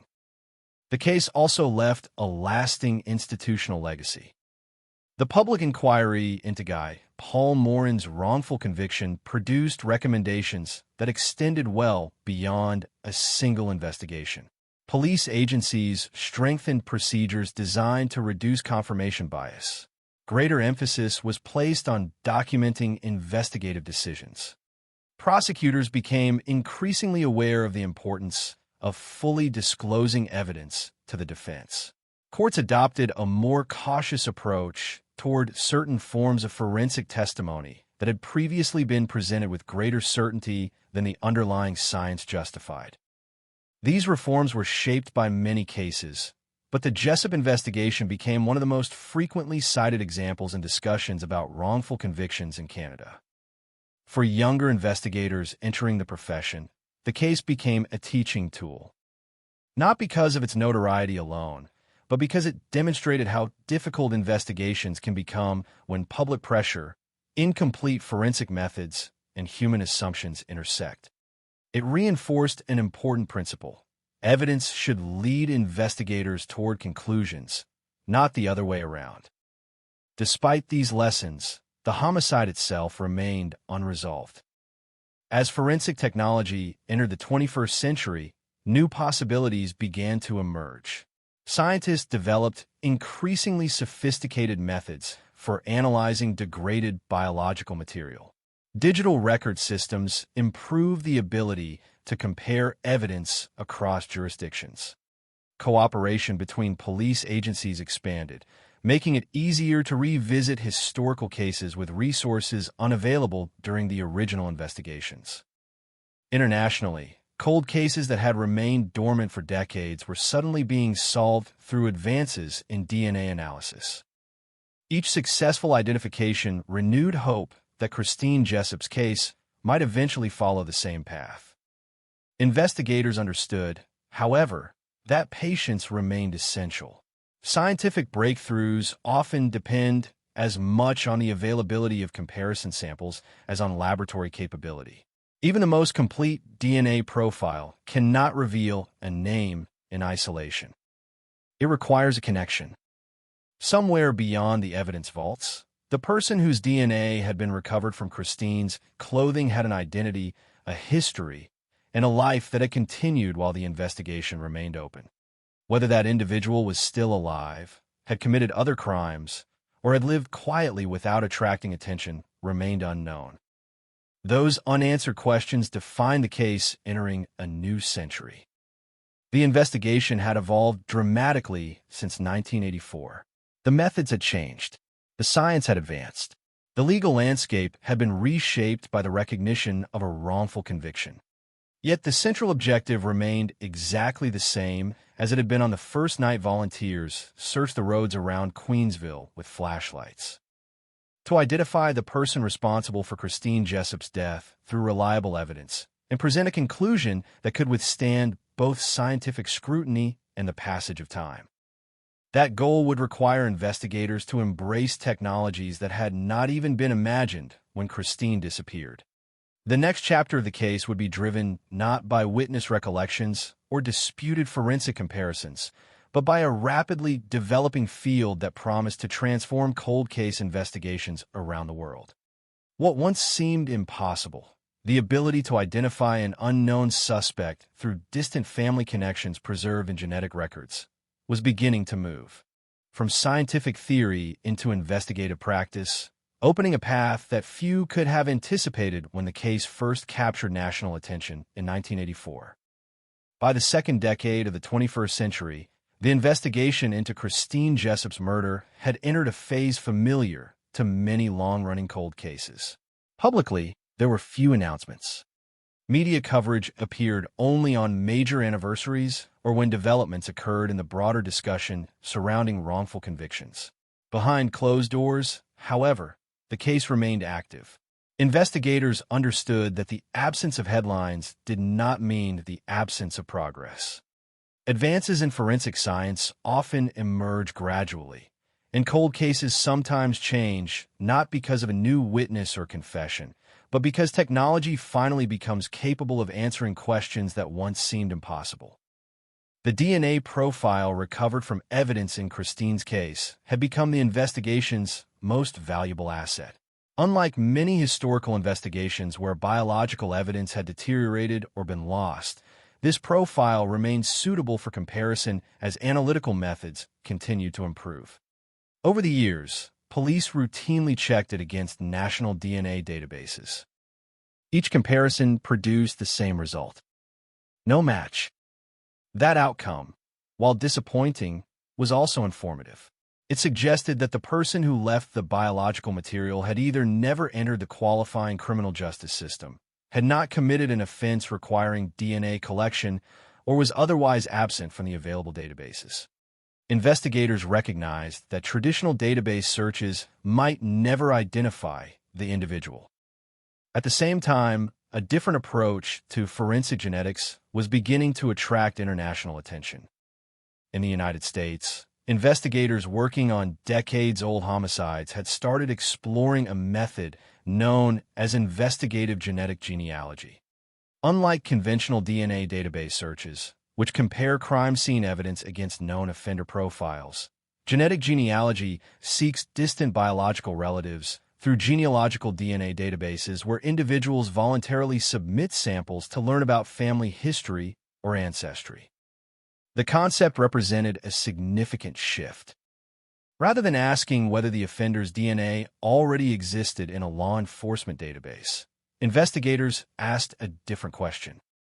Could the unknown individual be connected to someone who had voluntarily shared their genetic information?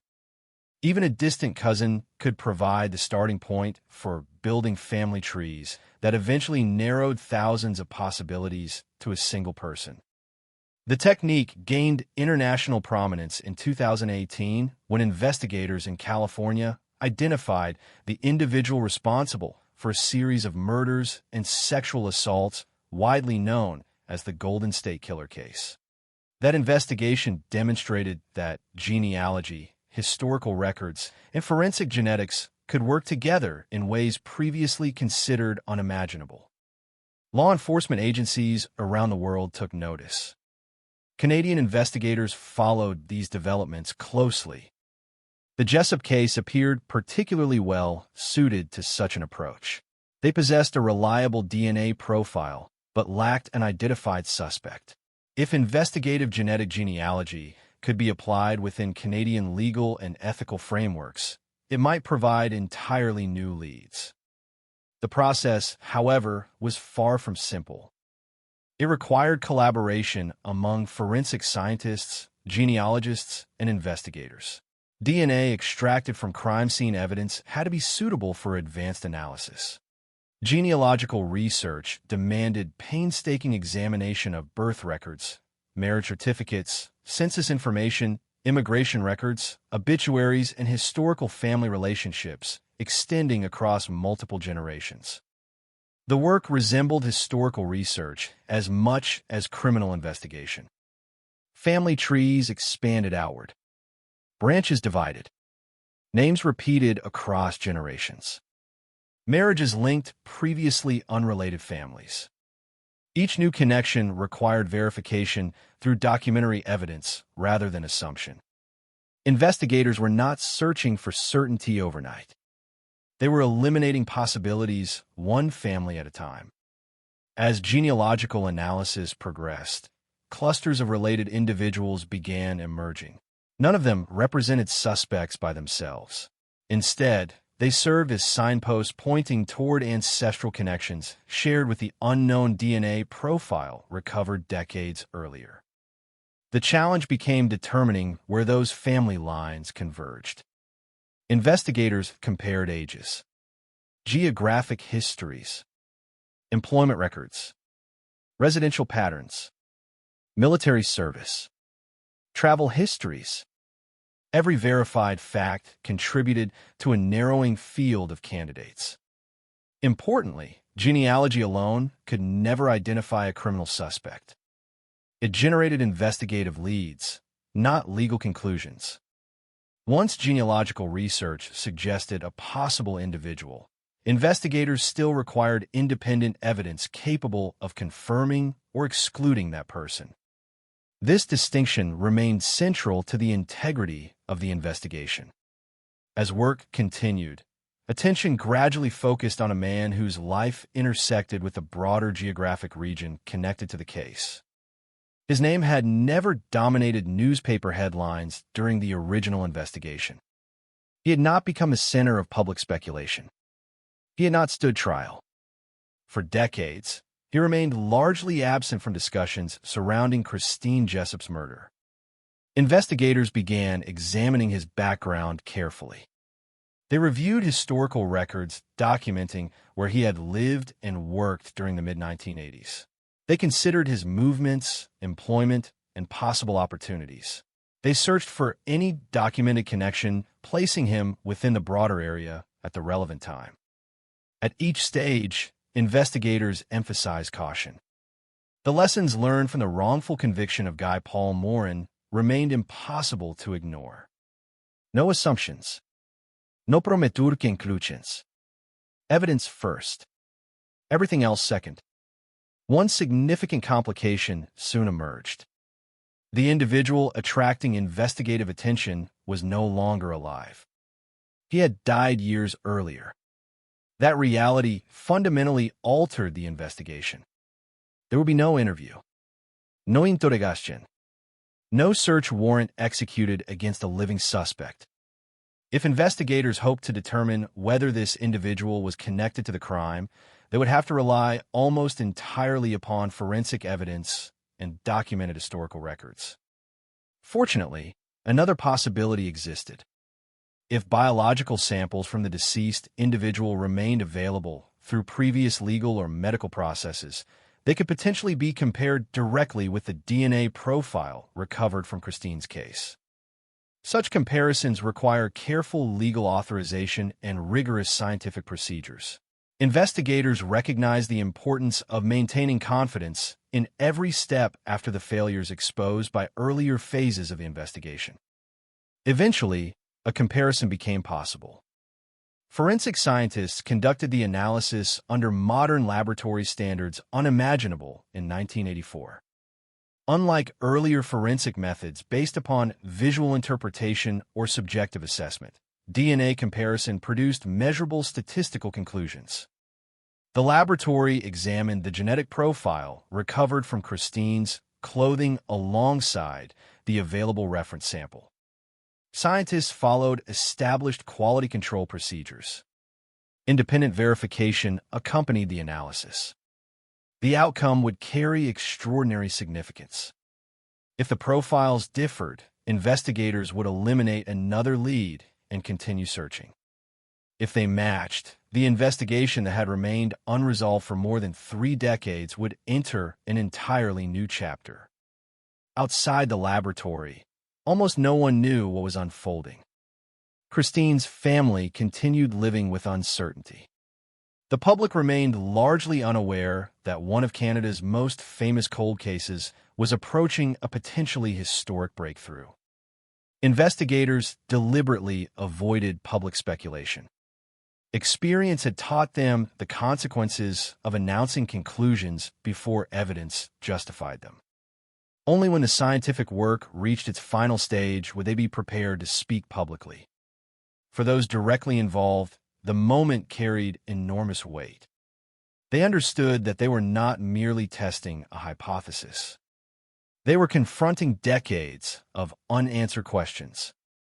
They were examining evidence that had survived changing governments, evolving forensic science, and one of the country's most consequential wrongful conviction inquiries. If the DNA comparison established a match, it would not erase the mistakes of the past.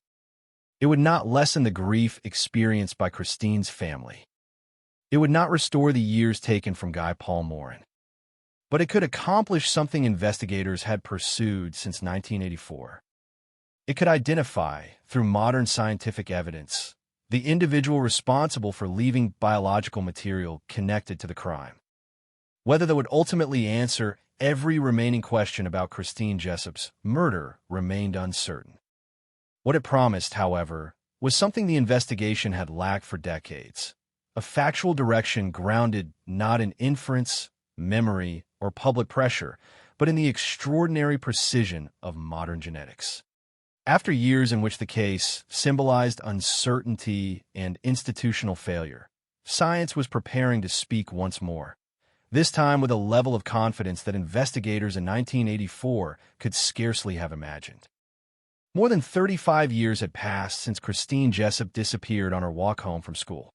Entire generations had grown up knowing the case only through documentaries, newspaper archives, and discussions about wrongful convictions. For many Canadians, the name Christine Jessup represented 2 enduring tragedies: the murder of an 8-year-old child and the devastating consequences of convicting the wrong person. Few expected that the investigation itself was approaching one of its most significant moments. In October 2020, the Ontario Provincial Police announced a major development. The breakthrough did not come from confession. It did not come from a forgotten eyewitness. It did not emerge from a newly discovered document hidden in an old filing cabinet. Instead, it came from the careful re-examination of preserved forensic evidence using technologies that simply did not exist when the crime occurred. Investigators identified a man named Calvin Hoover as the source of the DNA recovered from evidence associated with Christine Jessup's murder. Hoover had died in 2015. The announcement immediately attracted national and international attention. For decades, investigators had searched for an unknown offender. Now, through modern forensic analysis and investigative genetic genealogy, they believed they had identified the individual responsible. According to investigators, genealogical research had first narrowed the search toward Hoover's extended family. From there, traditional investigative methods were used to examine historical records, establish his presence in the relevant geographic area, and ultimately compare his DNA profile with the biological evidence preserved from 1984. The comparison produced what investigators described as a conclusive forensic match. For the first time since Christine disappeared, the investigation possessed scientific evidence identifying a specific individual whose DNA corresponded with the crime scene evidence. The announcement also answered a question that had lingered since Guy Paul Morin's exoneration. If Morin was innocent, then who had committed the crime? Investigators believed they finally knew. Yet the conclusion arrived under circumstances unlike most homicide investigations. Because Hoover had died 5 years earlier, criminal charges would never be filed. There would be no arrest, no courtroom testimony, no cross-examination, no jury verdict. The legal process that usually accompanies a homicide investigation would never occur. Instead, investigators presented the results through a detailed public announcement explaining both the scientific findings and the investigative process that led to Hoover's identification. Officials emphasized that the conclusion rested primarily on DNA evidence supported by genealogical analysis and historical investigation. The announcement was significant not only because of the identification itself, but also because it demonstrated how dramatically forensic investigations had evolved. When Christine was murdered in 1984, DNA profiling was still in its infancy. By 2020, investigators had combined advanced genetic sequencing, genealogical research, and conventional detective work to resolve a case that had remained unsolved for more than 3 decades. The contrast illustrated the remarkable transformation of forensic science. At the same time, investigators acknowledged the limits of what could now be established. Because Hoover was deceased, many questions would likely never receive definitive answers. What exactly happened during Christine's abduction? Why was she targeted? Did Hoover act alone? Was the crime planned or opportunistic? What route did he take after the abduction? Those questions remain matters of investigative interpretation rather than established fact. The DNA evidence identified an individual connected to the crime. It did not reconstruct every moment surrounding it. Investigators also revisited Hoover's background. Public records indicated that he had lived in Ontario and had worked in occupations involving travel within the region during the relevant period. Authorities stated that their investigation placed him in circumstances consistent with the geographic realities of the case. However, investigators were careful to distinguish between verified evidence and speculation. Rather than attempting to explain every aspect of Hoover's life, they focused on what the forensic evidence established and what historical records could reliably confirm. That distinction reflected lessons learned from earlier phases of the investigation. The announcement inevitably prompted renewed public discussion about Guy Paul Morin. By 2020, his wrongful conviction had long been recognized as one of Canada's most significant miscarriages of justice. The identification of Hoover further reinforced that conclusion. The DNA evidence not only identified another individual, but also confirmed that the biological material associated with the crime did not originate from Morin. For many observers, the development brought mixed emotions. There was relief that decades of uncertainty had finally yielded a scientifically supported answer. There was sorrow that Christine's family had waited so long. There was reflection on the years Morin had lost because of an investigation that had become too narrowly focused. And there was recognition that justice, while informed by science, had arrived too late to be pursued in court. Investigators acknowledged the profound impact of technological progress. Evidence carefully preserved in 1984 had become the foundation for a breakthrough unimaginable at the time. The decision to retain biological evidence, maintain proper documentation, and preserve investigative records ultimately made the 2020 identification possible. The case also highlighted the growing role of investigative genetic genealogy in modern policing. Although the technique has contributed to solving numerous historical cases, it has also generated important discussions regarding privacy, informed consent, and the ethical use of genealogical databases. Canadian authorities emphasized that the methods employed complied with applicable legal standards and were used alongside, not in place of, traditional investigative procedures. The Jessup investigation thus became part of a broader international conversation about balancing technological capability with individual rights. For Christine's family, the announcement represented a moment of profound significance. After 36 years, investigators could finally identify the individual they believed was responsible. No public statement could erase decades of grief, nor could any forensic breakthrough restore the life that had been lost. But the identification replaced uncertainty with evidence and speculation with a scientifically supported conclusion. For the broader public, the case continued to serve as an enduring reminder of two essential truths. First, the preservation of evidence matters. A single biological sample retained for decades may eventually answer questions that once appeared impossible to resolve. Second, investigative certainty must always remain grounded in verifiable evidence. The history of this case demonstrated both the extraordinary potential of modern forensic science and the consequences that can follow when conclusions outpace proof. Today, the murder of Christine Jessup is frequently studied in police academies, law schools, and forensic science programs. It is examined as a cold case ultimately advanced through DNA technology.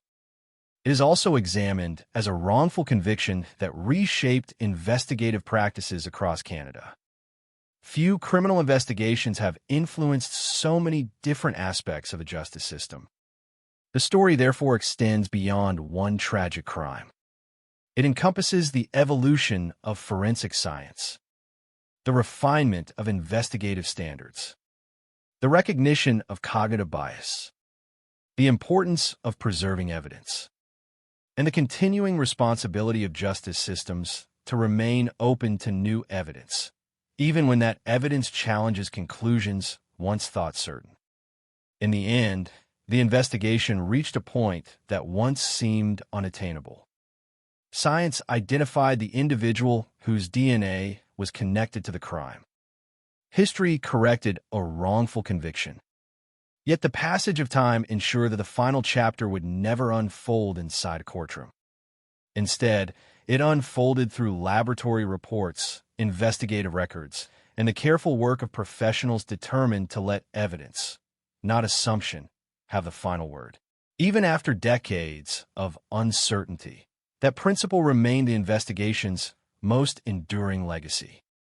With the identification of Calvin Hoover in 2020, many observers described the Christine Jessup investigation as solved. In one important sense, that description reflected the conclusions reached by the Ontario Provincial Police. Investigators stated that modern DNA analysis, combined with investigative genetic genealogy and historical research, had identified Hoover as the individual whose biological material matched evidence collected during the homicide investigation. Yet for those who study cold cases, the word solved is rarely as simple as it appears. A criminal investigation and a criminal prosecution are not the same thing. Ordinarily, evidence gathered during an investigation is tested in court. Witnesses are questioned under oath. Experts are cross-examined. Defense counsel challenge forensic conclusions. Prosecutors present competing interpretations before an independent judge or jury reaches a verdict. None of that could occur in this case. Because Hoover had died in 2015, 5 years before investigators publicly identified him, there would never be a trial. There would be no opportunity for a court to evaluate every piece of evidence. No judicial finding of guilt. No sentence. The investigation had reached its factual conclusion through modern forensic science, but the legal process that normally follows such a conclusion would never take place. For Christine's family, however, the absence of a trial did not diminish the significance of finally learning who investigators believed was responsible. For decades, uncertainty had defined their lives. At first, they searched for a missing child. Then they mourned a murdered daughter. Later, they believed justice had been achieved through Guy Paul Morin's conviction. That belief collapsed after DNA evidence proved his innocence.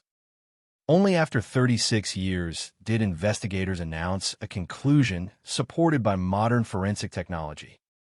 Few families endure such a long and complicated journey. The emotional impact extended beyond grief. It involved repeated cycles of hope, disappointment, public attention, and renewed investigation. Every major development reopened old wounds while simultaneously offering the possibility of long-awaited answers. The case also continued to shape public understanding of forensic science. During the 1980s, many forms of expert testimony were presented with a degree of certainty that later scientific research would challenge. Hair comparison, for example, remains a useful investigative tool in some circumstances, but it is no longer regarded as capable of identifying a specific individual without supporting evidence. Likewise, the limitations of eyewitness identification became better understood over time. Psychological research consistently demonstrated that memory is reconstructive rather than photographic. Stress, the passage of time, repeated interviews, and exposure to media reports can all influence recollection. These findings did not invalidate eyewitness testimony altogether. Instead, they emphasized the importance of evaluating such evidence alongside reliable physical findings. DNA analysis fundamentally changed that balance. Unlike observational evidence, DNA provides measurable statistical comparisons based on biological characteristics unique to individuals, except in the case of identical twins. The increasing reliability of genetic analysis transformed criminal investigations around the world. Thousands of previously unsolved cases have benefited from these advances. At the same time, DNA has also exposed wrongful convictions based upon mistaken identifications, flawed forensic methods, or investigative bias. Christine Jessup's case became one of Canada's most influential examples of both realities. It demonstrated how science can identify an offender decades after a crime. It also demonstrated how the same science can correct devastating errors committed years earlier. For law enforcement agencies, the investigation reinforced another essential lesson. Evidence preservation matters. When Christine's murder occurred in 1984, investigators could not have predicted the capabilities of 21st-century forensic laboratories. Nevertheless, biological evidence was carefully collected, documented, and retained. That decision ultimately allowed future investigators to apply technologies unavailable to their predecessors. Many cold cases have reached similar turning points because evidence was preserved despite the absence of immediate analytical methods. Conversely, cases in which evidence was discarded, contaminated, or poorly documented often remain far more difficult to resolve. The Jessup investigation is therefore frequently cited as an example of why meticulous evidence management remains indispensable, even when available technology appears limited. The case also influenced investigative culture. Police training increasingly emphasized the importance of challenging assumptions. Modern investigators are encouraged to continually ask whether new evidence supports existing theories or whether existing theories are influencing the interpretation of evidence. This distinction may appear subtle, but it has profound implications. Investigative bias rarely develops through bad intentions. More often, it emerges because investigators sincerely believe they have identified the correct suspect. As confidence grows, contradictory information can unintentionally receive less attention. The public inquiry following Morin's exoneration examined this phenomenon in detail, leading to recommendations that continue influencing Canadian policing today. Internationally, similar lessons have emerged through other wrongful conviction cases. Together, they have contributed to broader reforms involving forensic standards, disclosure obligations, and investigative oversight. Although each case differs, the underlying principle remains consistent. Justice depends not only upon finding the right suspect, but also upon maintaining investigative methods capable of distinguishing certainty from assumption. Public interest in the Jessup investigation remained strong following the 2020 announcement. Documentaries revisited the original investigation. Legal commentators examined the evolution of forensic science. Journalists reflected upon the extraordinary timeline spanning more than 3 decades. Many observers noted that the case had become a bridge between 2 eras of criminal investigation. The first relied heavily upon witness testimony, circumstantial evidence, and forensic methods that were still developing. The second embraced advanced DNA analysis, digital record systems, and investigative genetic genealogy. Few investigations illustrate that transition as clearly. The story also prompted renewed appreciation for the individuals who continued working on the case long after media attention diminished. Cold case investigators often spend years reviewing evidence that others have already examined countless times. Their progress is usually incremental. One report, one laboratory submission, one overlooked document, one technological advance. Unlike investigations unfolding in real time, cold cases demand exceptional patience. Success frequently depends upon waiting for science, databases, or analytical methods to evolve. Christine Jessup's investigation reflected exactly that reality. The breakthrough did not occur because someone suddenly remembered an important detail. It occurred because technology eventually became capable of extracting more information from evidence that had existed all along. That lesson extends well beyond a single case. Around the world, law enforcement agencies continue revisiting unsolved investigations using methods unavailable when the crimes occurred. Some produce definitive answers. Others eliminate long-standing suspects. Still, others generate entirely new investigative directions. Each success reinforces the importance of preserving evidence and remaining open to scientific progress. At the same time, not every question surrounding Christine's murder can now be answered with certainty. DNA identified the individual connected to biological evidence recovered during the investigation. Historical research established additional context. Yet certain aspects of the crime itself remain unknown. Investigators have not publicly reconstructed every moment. Some details may never be established because of the passage of time and the death of the identified individual. This reality is common in historical investigations. Evidence may identify who. It does not always reveal why or exactly how every event unfolded. Even so, the investigation achieved something remarkable. After 36 years, it replaced decades of uncertainty with evidence grounded in modern forensic science. It corrected one of Canada's most consequential wrongful convictions, and it left behind a lasting legacy for future generations of investigators, prosecutors, forensic scientists, and judges. The enduring significance of the Christine Jessup case, therefore, lies not only in its final forensic breakthrough, but also in the institutional changes it inspired. It stands as a reminder that justice is strengthened when investigators remain willing to revisit old conclusions, embrace new scientific methods, and allow evidence, however many years it takes, to guide the search for truth. When historians and legal scholars revisit the Christine Jessup investigation today, they often describe it as one of the most consequential criminal cases in modern Canadian history. That assessment is not based solely on the heartbreaking murder of an 8-year-old girl. It is rooted in the extraordinary way the case influenced forensic science, criminal investigations, judicial reform, and public confidence in the justice system. Few investigations have left such a broad and lasting institutional legacy. The murder occurred during a period of significant transition in forensic science.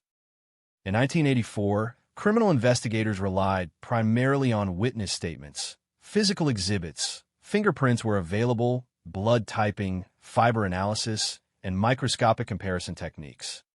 DNA profiling was still an emerging scientific development and would not become a routine investigative tool until years later. This historical context is essential to understanding the investigation.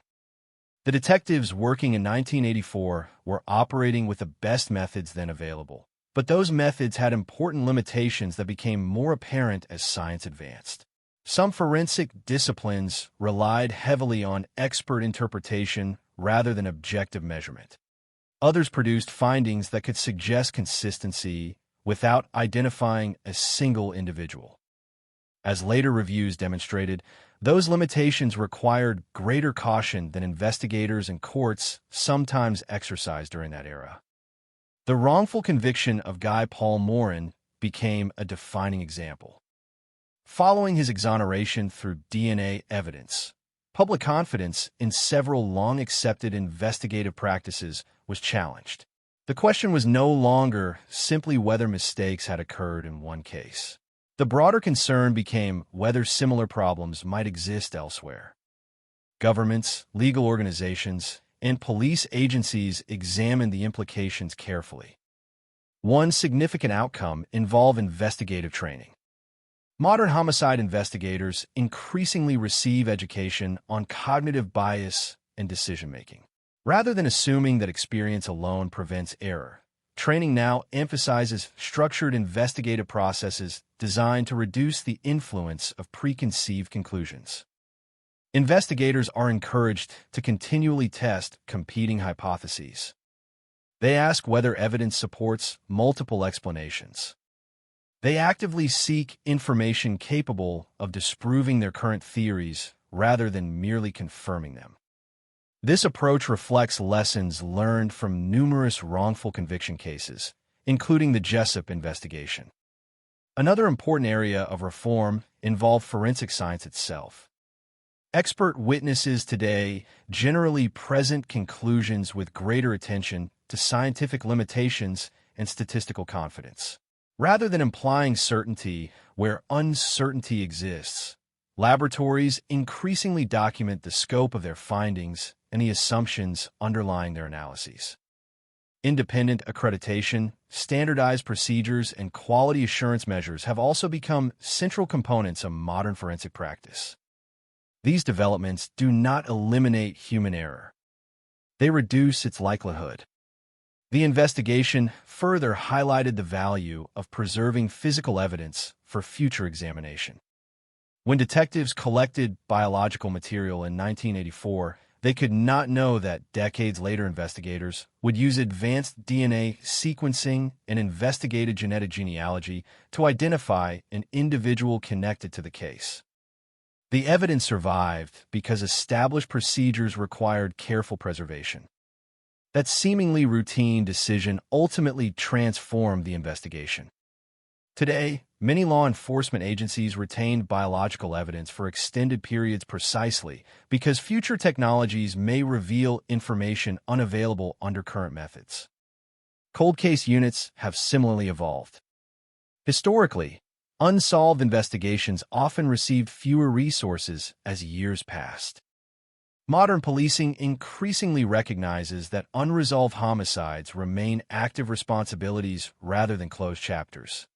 Dedicated cold case investigators review historical files, reassess evidence using contemporary techniques, and collaborate with forensic specialists whenever new analytical methods emerge. The Christine Jessup investigation illustrates why such efforts matter. For decades, no obvious path toward identifying the offender existed. The eventual breakthrough resulted not from chance, but from persistent evidence preservation, technological innovation, and continued investigative commitment. The case also contributed to discussions surrounding investigative genetic genealogy. This relatively new technique combines forensic DNA analysis with genealogical research to identify unknown individuals through biological relatives who have voluntarily shared genetic information for ancestry purposes. Its effectiveness has been demonstrated in numerous historical investigations. At the same time, it has prompted thoughtful debate concerning privacy, informed consent, data governance, and appropriate legal safeguards. Canadian authorities have emphasized that such methods must operate within established legal and ethical frameworks. Genealogical research serves as an investigative tool. It does not replace traditional evidence. Potential identities suggested through genealogy require independent verification before investigative conclusions can be reached. The Jessup investigation reflected that principle. The genealogical work narrowed possibilities. Historical records provided context. DNA comparison supplied the critical forensic confirmation. Each step supported the next. No single method operated in isolation. Public understanding of the case has likewise evolved. In the years immediately following Christine's disappearance, media coverage focused primarily on locating a suspect and following subsequent court proceedings. After Morin's exoneration, attention shifted toward wrongful convictions and systemic reform. Following the 2020 announcement identifying Calvin Hoover through DNA evidence, public discussion increasingly emphasized scientific progress and the importance of evidence-based investigations. These changing perspectives reflect broader developments within criminal justice.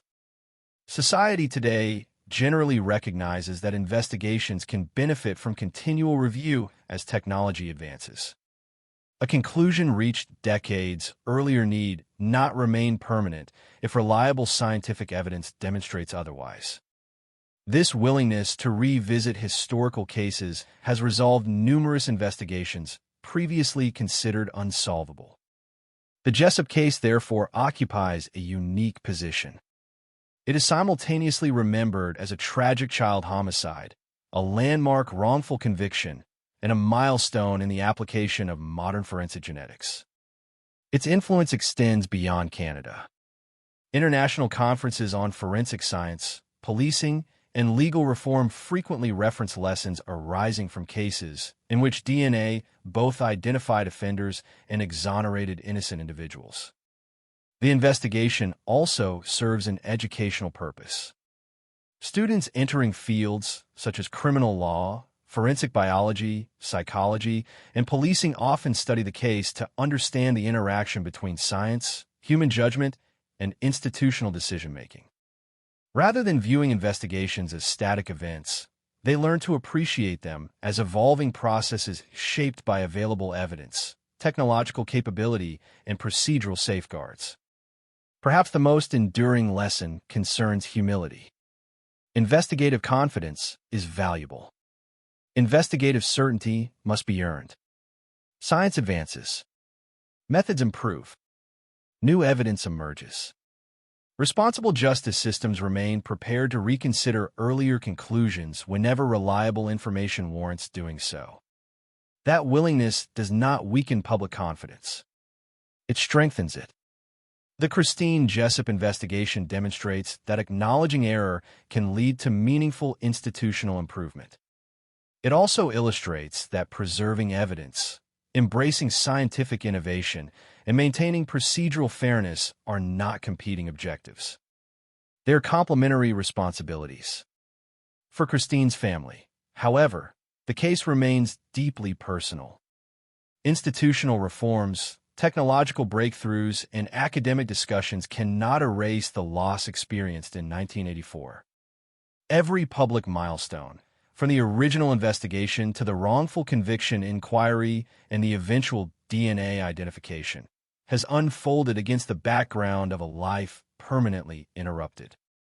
That human reality continues to define the investigation.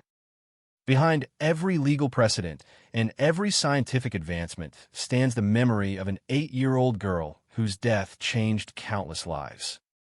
In that sense, the lasting significance of the case extends beyond forensic laboratories and courtrooms.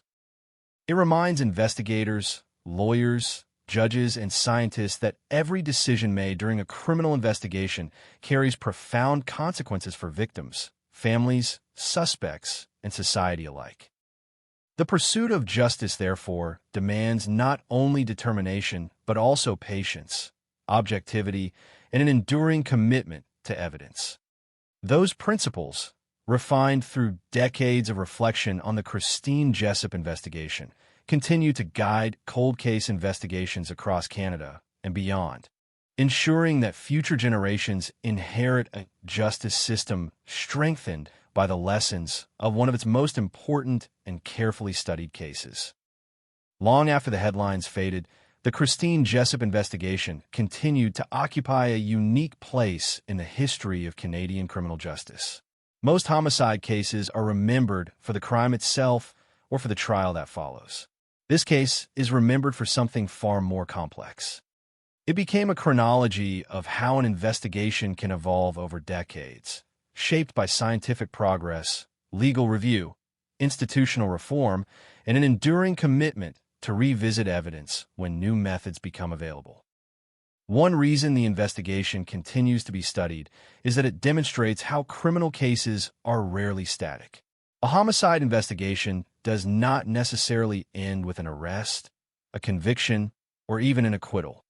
Evidence collected at one point in history may acquire entirely new significance years later as technology advances. The biological evidence, preserved from 1984, illustrates this principle clearly. When investigators originally collected those samples, they could not fully analyze them using the forensic techniques available at the time. Yet careful preservation ensured that future scientists would have an opportunity to examine the material with increasingly sophisticated methods. This concept has become central to modern cold case investigations. Across many jurisdictions, police agencies now maintain specialized units responsible for reviewing historical homicides. These investigators frequently return to evidence gathered decades earlier, asking questions that previous generations simply could not answer. Sometimes the outcome confirms earlier conclusions. Sometimes it identifies previously unknown suspects. Occasionally, as in the Jessup investigation, it also corrects significant errors that occurred during earlier stages of the criminal justice process. The case further demonstrates the importance of maintaining complete investigative records. Cold case investigators often rely not only on physical evidence, but also on documentation created years before. Interview notes, evidence logs, laboratory reports, maps, photographs, and administrative records allow later investigators to understand how earlier decisions were made. Without comprehensive documentation, meaningful review becomes far more difficult. The Jessup investigation benefited from decades of preserved records that enabled new investigative teams to reconstruct earlier inquiries with considerable detail. Another enduring lesson involves the relationship between forensic science and investigative reasoning. Scientific evidence rarely functions in isolation. DNA results identify biological relationships. Historical records establish chronology. Witnesses provide observations. Investigators integrate these different forms of information into a coherent assessment. Modern investigative practice emphasizes that each category of evidence should be evaluated according to its own strengths and limitations. This balanced approach reflects lessons learned through many historical cases. The Jessup investigation also reinforced the principle that investigative conclusions should remain open to revision when reliable new evidence emerges. This idea is sometimes misunderstood. Revisiting historical cases does not imply that earlier investigators acted without dedication or professionalism. Rather, it recognizes that knowledge evolves. Scientific techniques improve. Legal standards develop. Information unavailable during one era may become accessible in another. Justice systems strengthen themselves by adapting to those changes rather than resisting them. Public interest in historical investigations has likewise evolved. Documentaries, books, and educational programs now frequently examine cold cases through the combined perspectives of law, forensic science, psychology, and history. The Christine Jessup investigation has become a recurring subject within these discussions because it intersects all of those disciplines. For psychologists, it illustrates the complexities of memory and decision-making. For forensic scientists, it demonstrates the transformative impact of DNA analysis. For legal scholars, it highlights the importance of procedural fairness and appellate review. For investigators, it underscores the value of preserving evidence and avoiding premature certainty. The investigation also contributed to broader public understanding of wrongful convictions. Historically, many people assumed that convictions represented the definitive end of criminal cases. Advances in forensic science have shown that some historical verdicts require reconsideration. This realization has led to expanded post-conviction review processes in numerous jurisdictions. DNA testing has played an especially important role in those efforts. Its capacity both to identify offenders and to exclude innocent individuals has fundamentally reshaped criminal justice systems worldwide. Christine Jessup's case stands among the investigations that illustrate this transformation. Equally significant is the role of interdisciplinary cooperation. The eventual identification announced in 2020 reflected collaboration among forensic biologists, genealogical researchers, homicide investigators, legal advisors, and laboratory specialists. No single discipline could have resolved the investigation independently. The case therefore highlights the increasing importance of collaborative approaches within modern policing.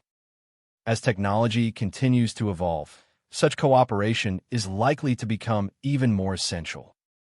Emerging analytical methods, expanded genetic research, improved digital record systems, and international information sharing all create new opportunities for historical investigations. At the same time, they require careful legal oversight and ethical consideration. The Jessup investigation demonstrates that scientific capability must always be accompanied by procedural integrity.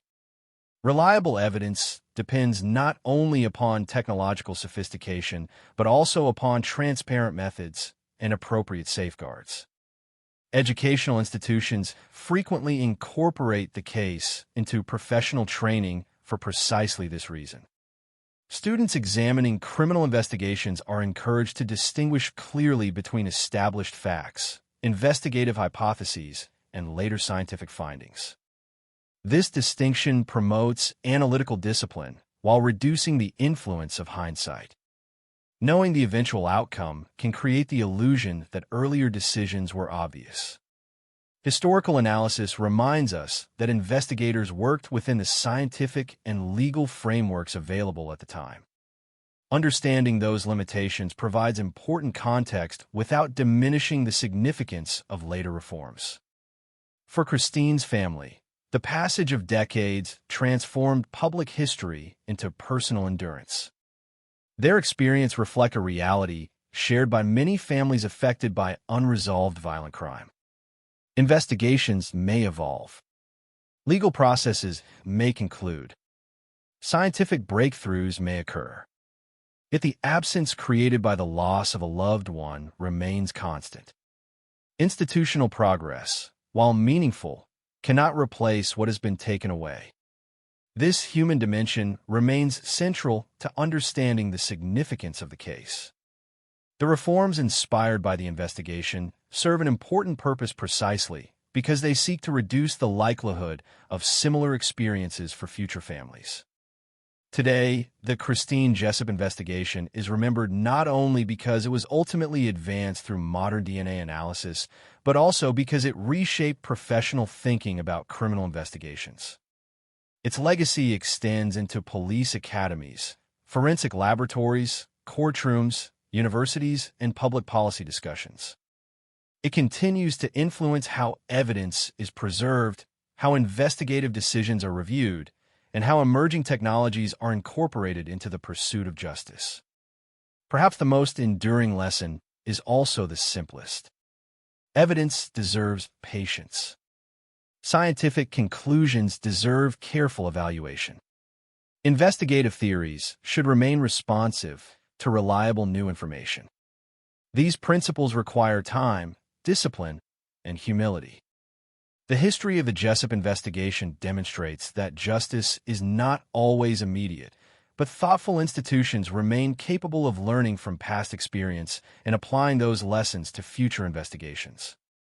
As long as unsolved cases continue to exist, the investigation will remain relevant, not merely as an important historical event, but as a continuing reminder that the pursuit of truth depends upon evidence preserved across generations, scientific innovation applied responsibly, and a justice system willing to revisit its own conclusions whenever credible new facts emerge. That enduring commitment to accuracy, fairness, and continuous improvement may ultimately be one of the most significant legacies left by a case that profoundly shaped Canadian criminal justice. More than 4 decades have now passed since Christine Jessup disappeared on an October afternoon in 1984. Time has transformed the roads around Queensville. Neighborhoods have changed. New families have moved into communities that once searched fields and woodlets with flashlights, hoping to find an 8-year-old girl before darkness fell. Children who were Christine's classmates have grown into grandparents.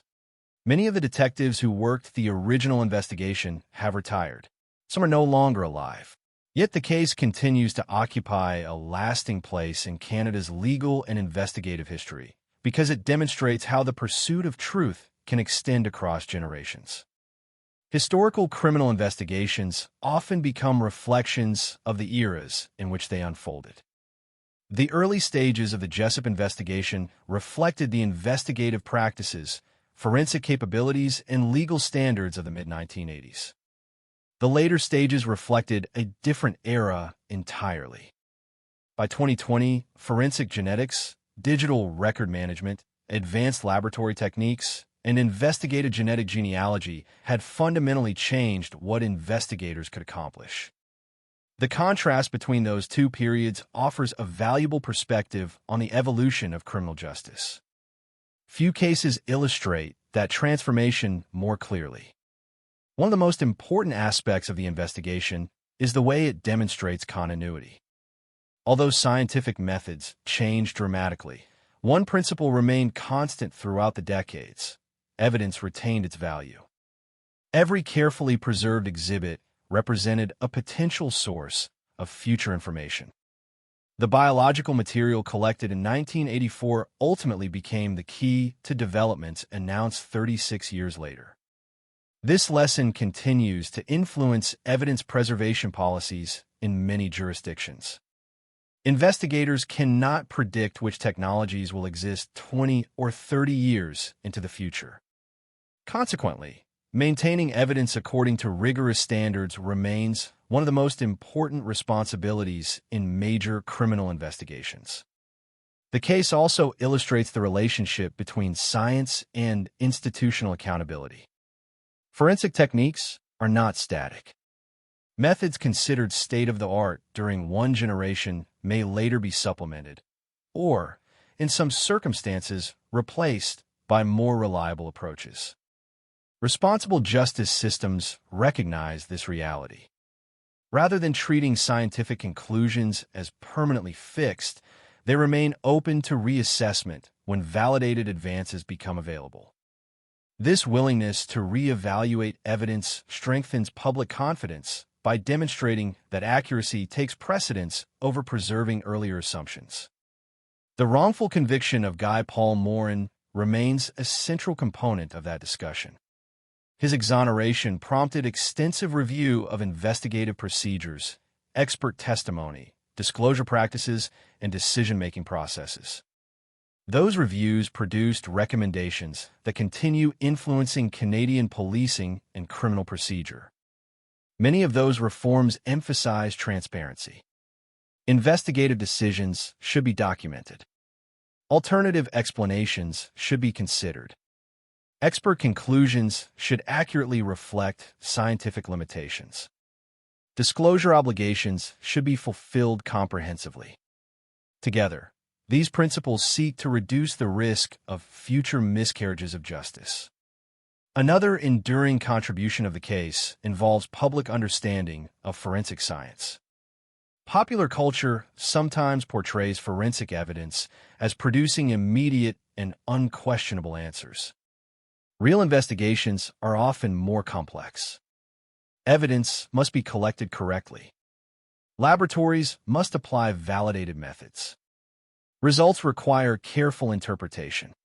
Investigators must integrate scientific findings with historical records, witness information, and other relevant evidence.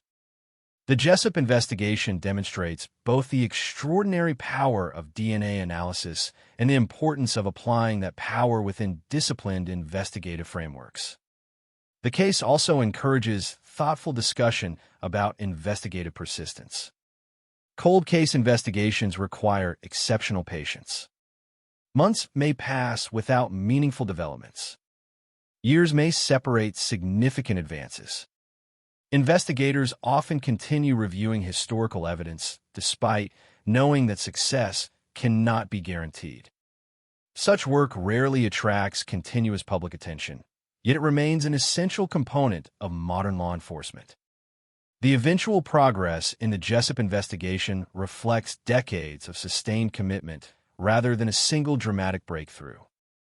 Each stage built upon work completed years earlier.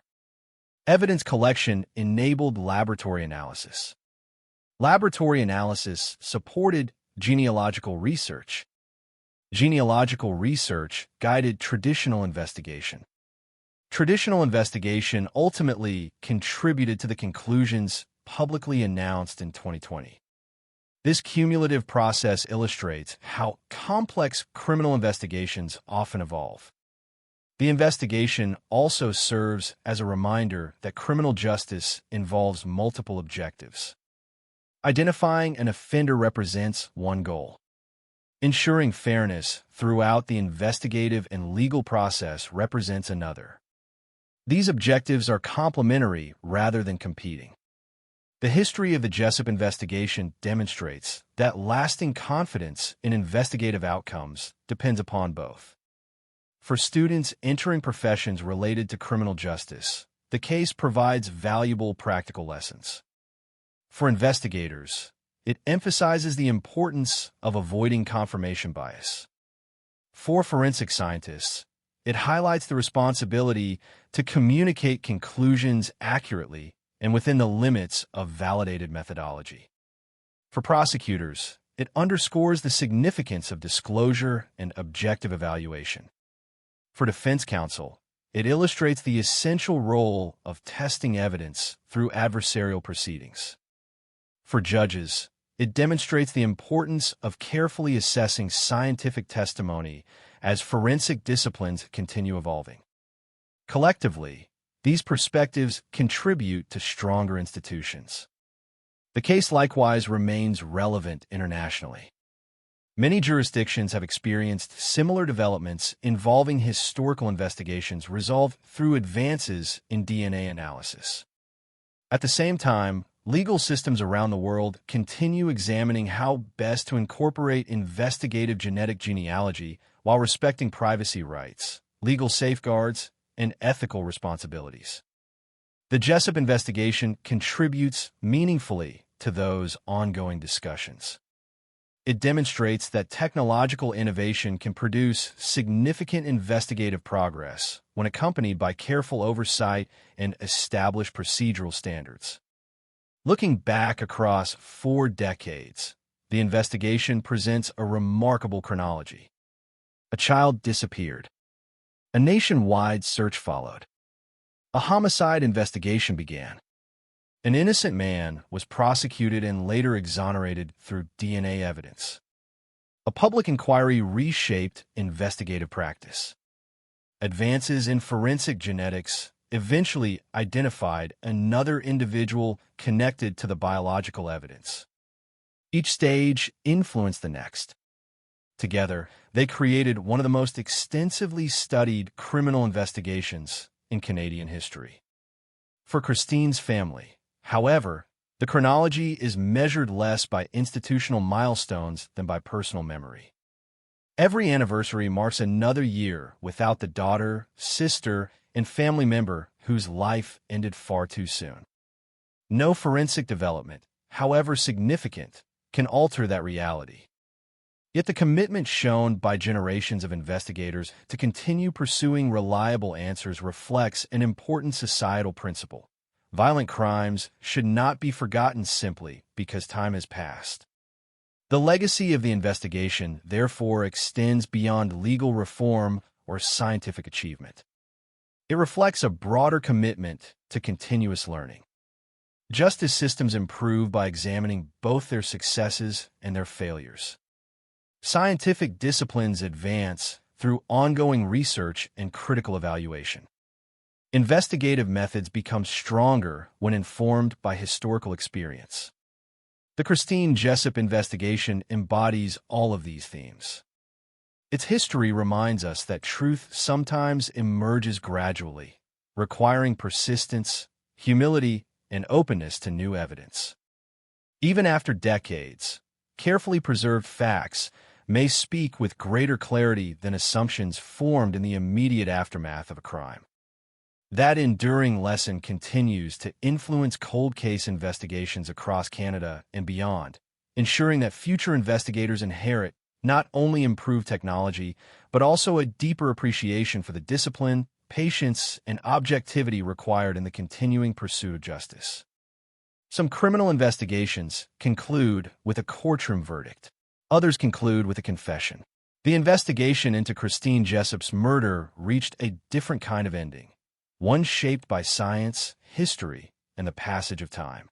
It stands as a reminder that the search for truth does not always follow the timeline expected by investigators, families, or the public. Sometimes answers emerge only after decades, when new technologies allow evidence preserved long ago to reveal information that earlier generations could not obtain. Looking back across the entire chronology, the case can be understood through three interconnected narratives. The first is the loss of an 8-year-old girl whose disappearance in October 1984 profoundly affected her family, her community, and the country. The search that began with hope ended in tragedy when Christine's body was discovered months later, transforming a missing child investigation into one of Canada's most significant homicide cases. The second narrative concerns the criminal justice system itself.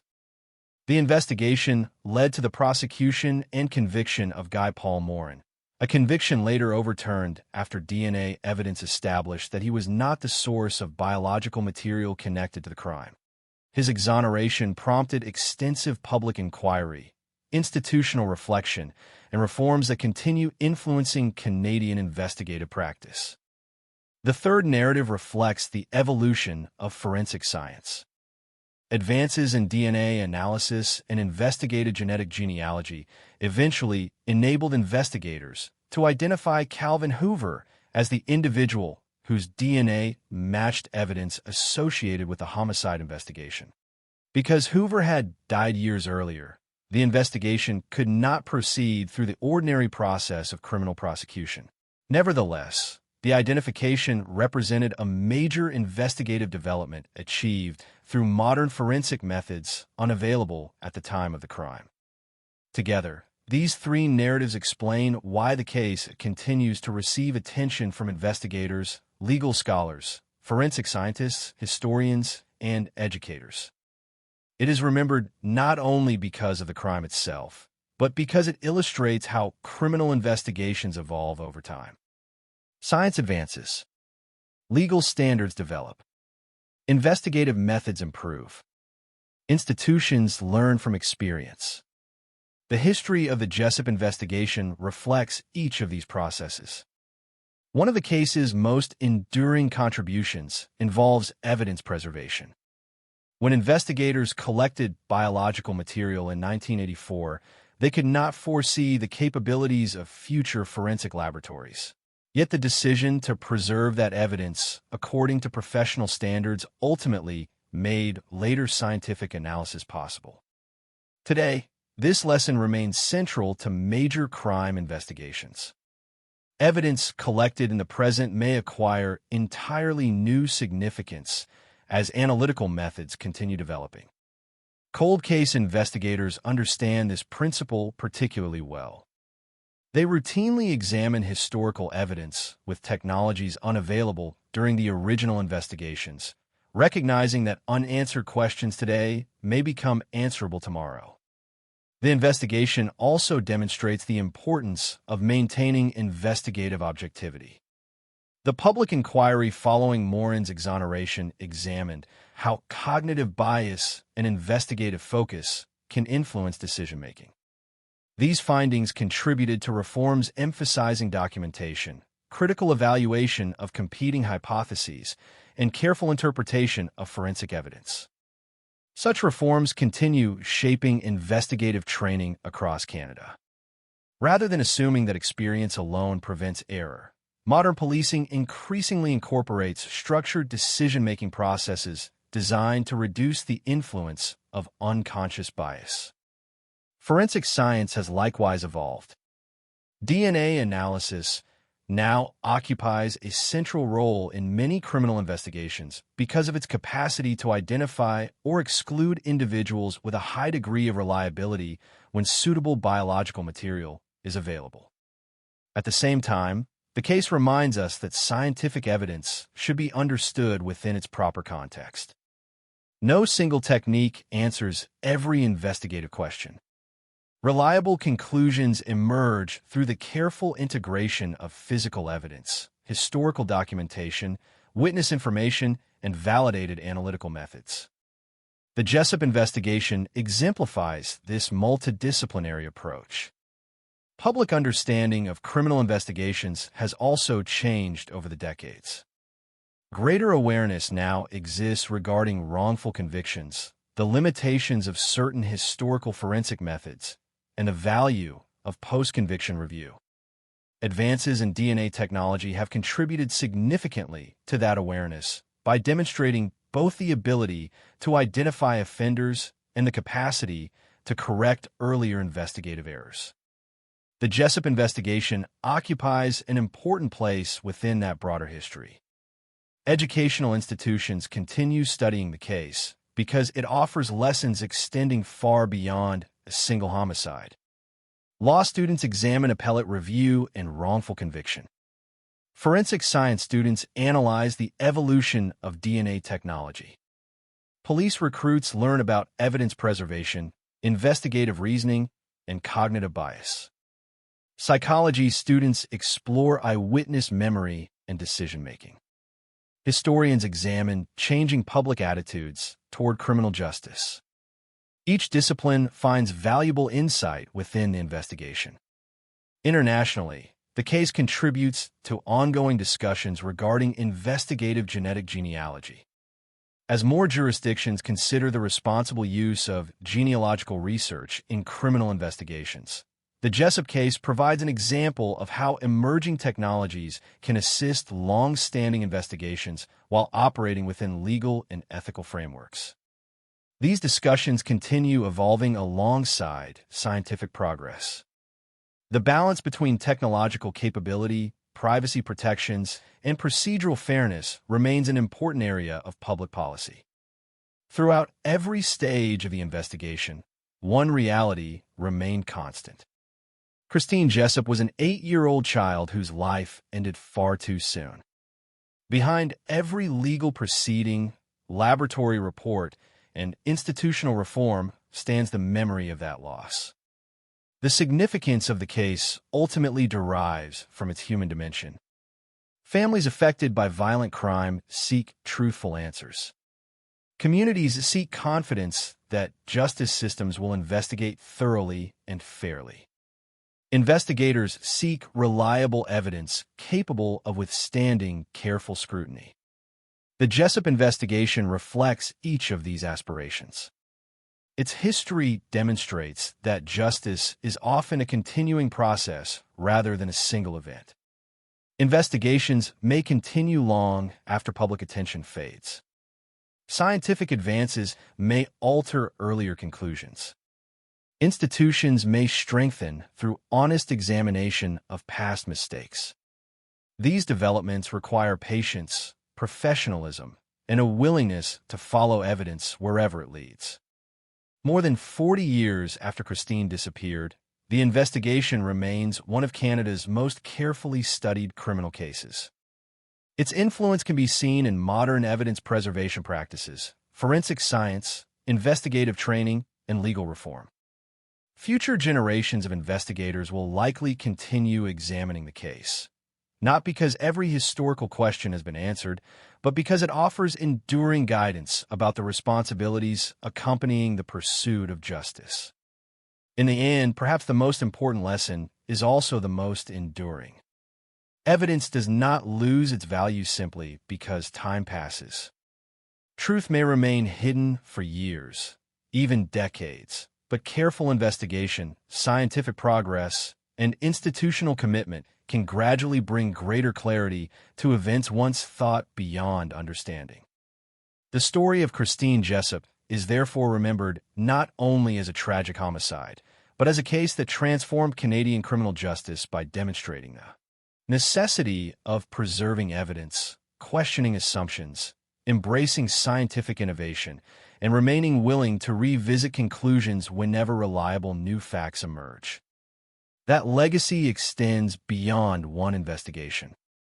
It continues to shape how cold cases are approached across Canada and around the world, reminding every investigator, scientist, lawyer, and judge that the pursuit of justice demands persistence, humility, and an unwavering commitment to let credible evidence, not certainty alone, guide the search for truth. Even after the passage of decades, that principle remains the strongest safeguard against both unsolved crimes and wrongful convictions, ensuring that the lessons learned from this remarkable investigation continue informing the future of criminal justice.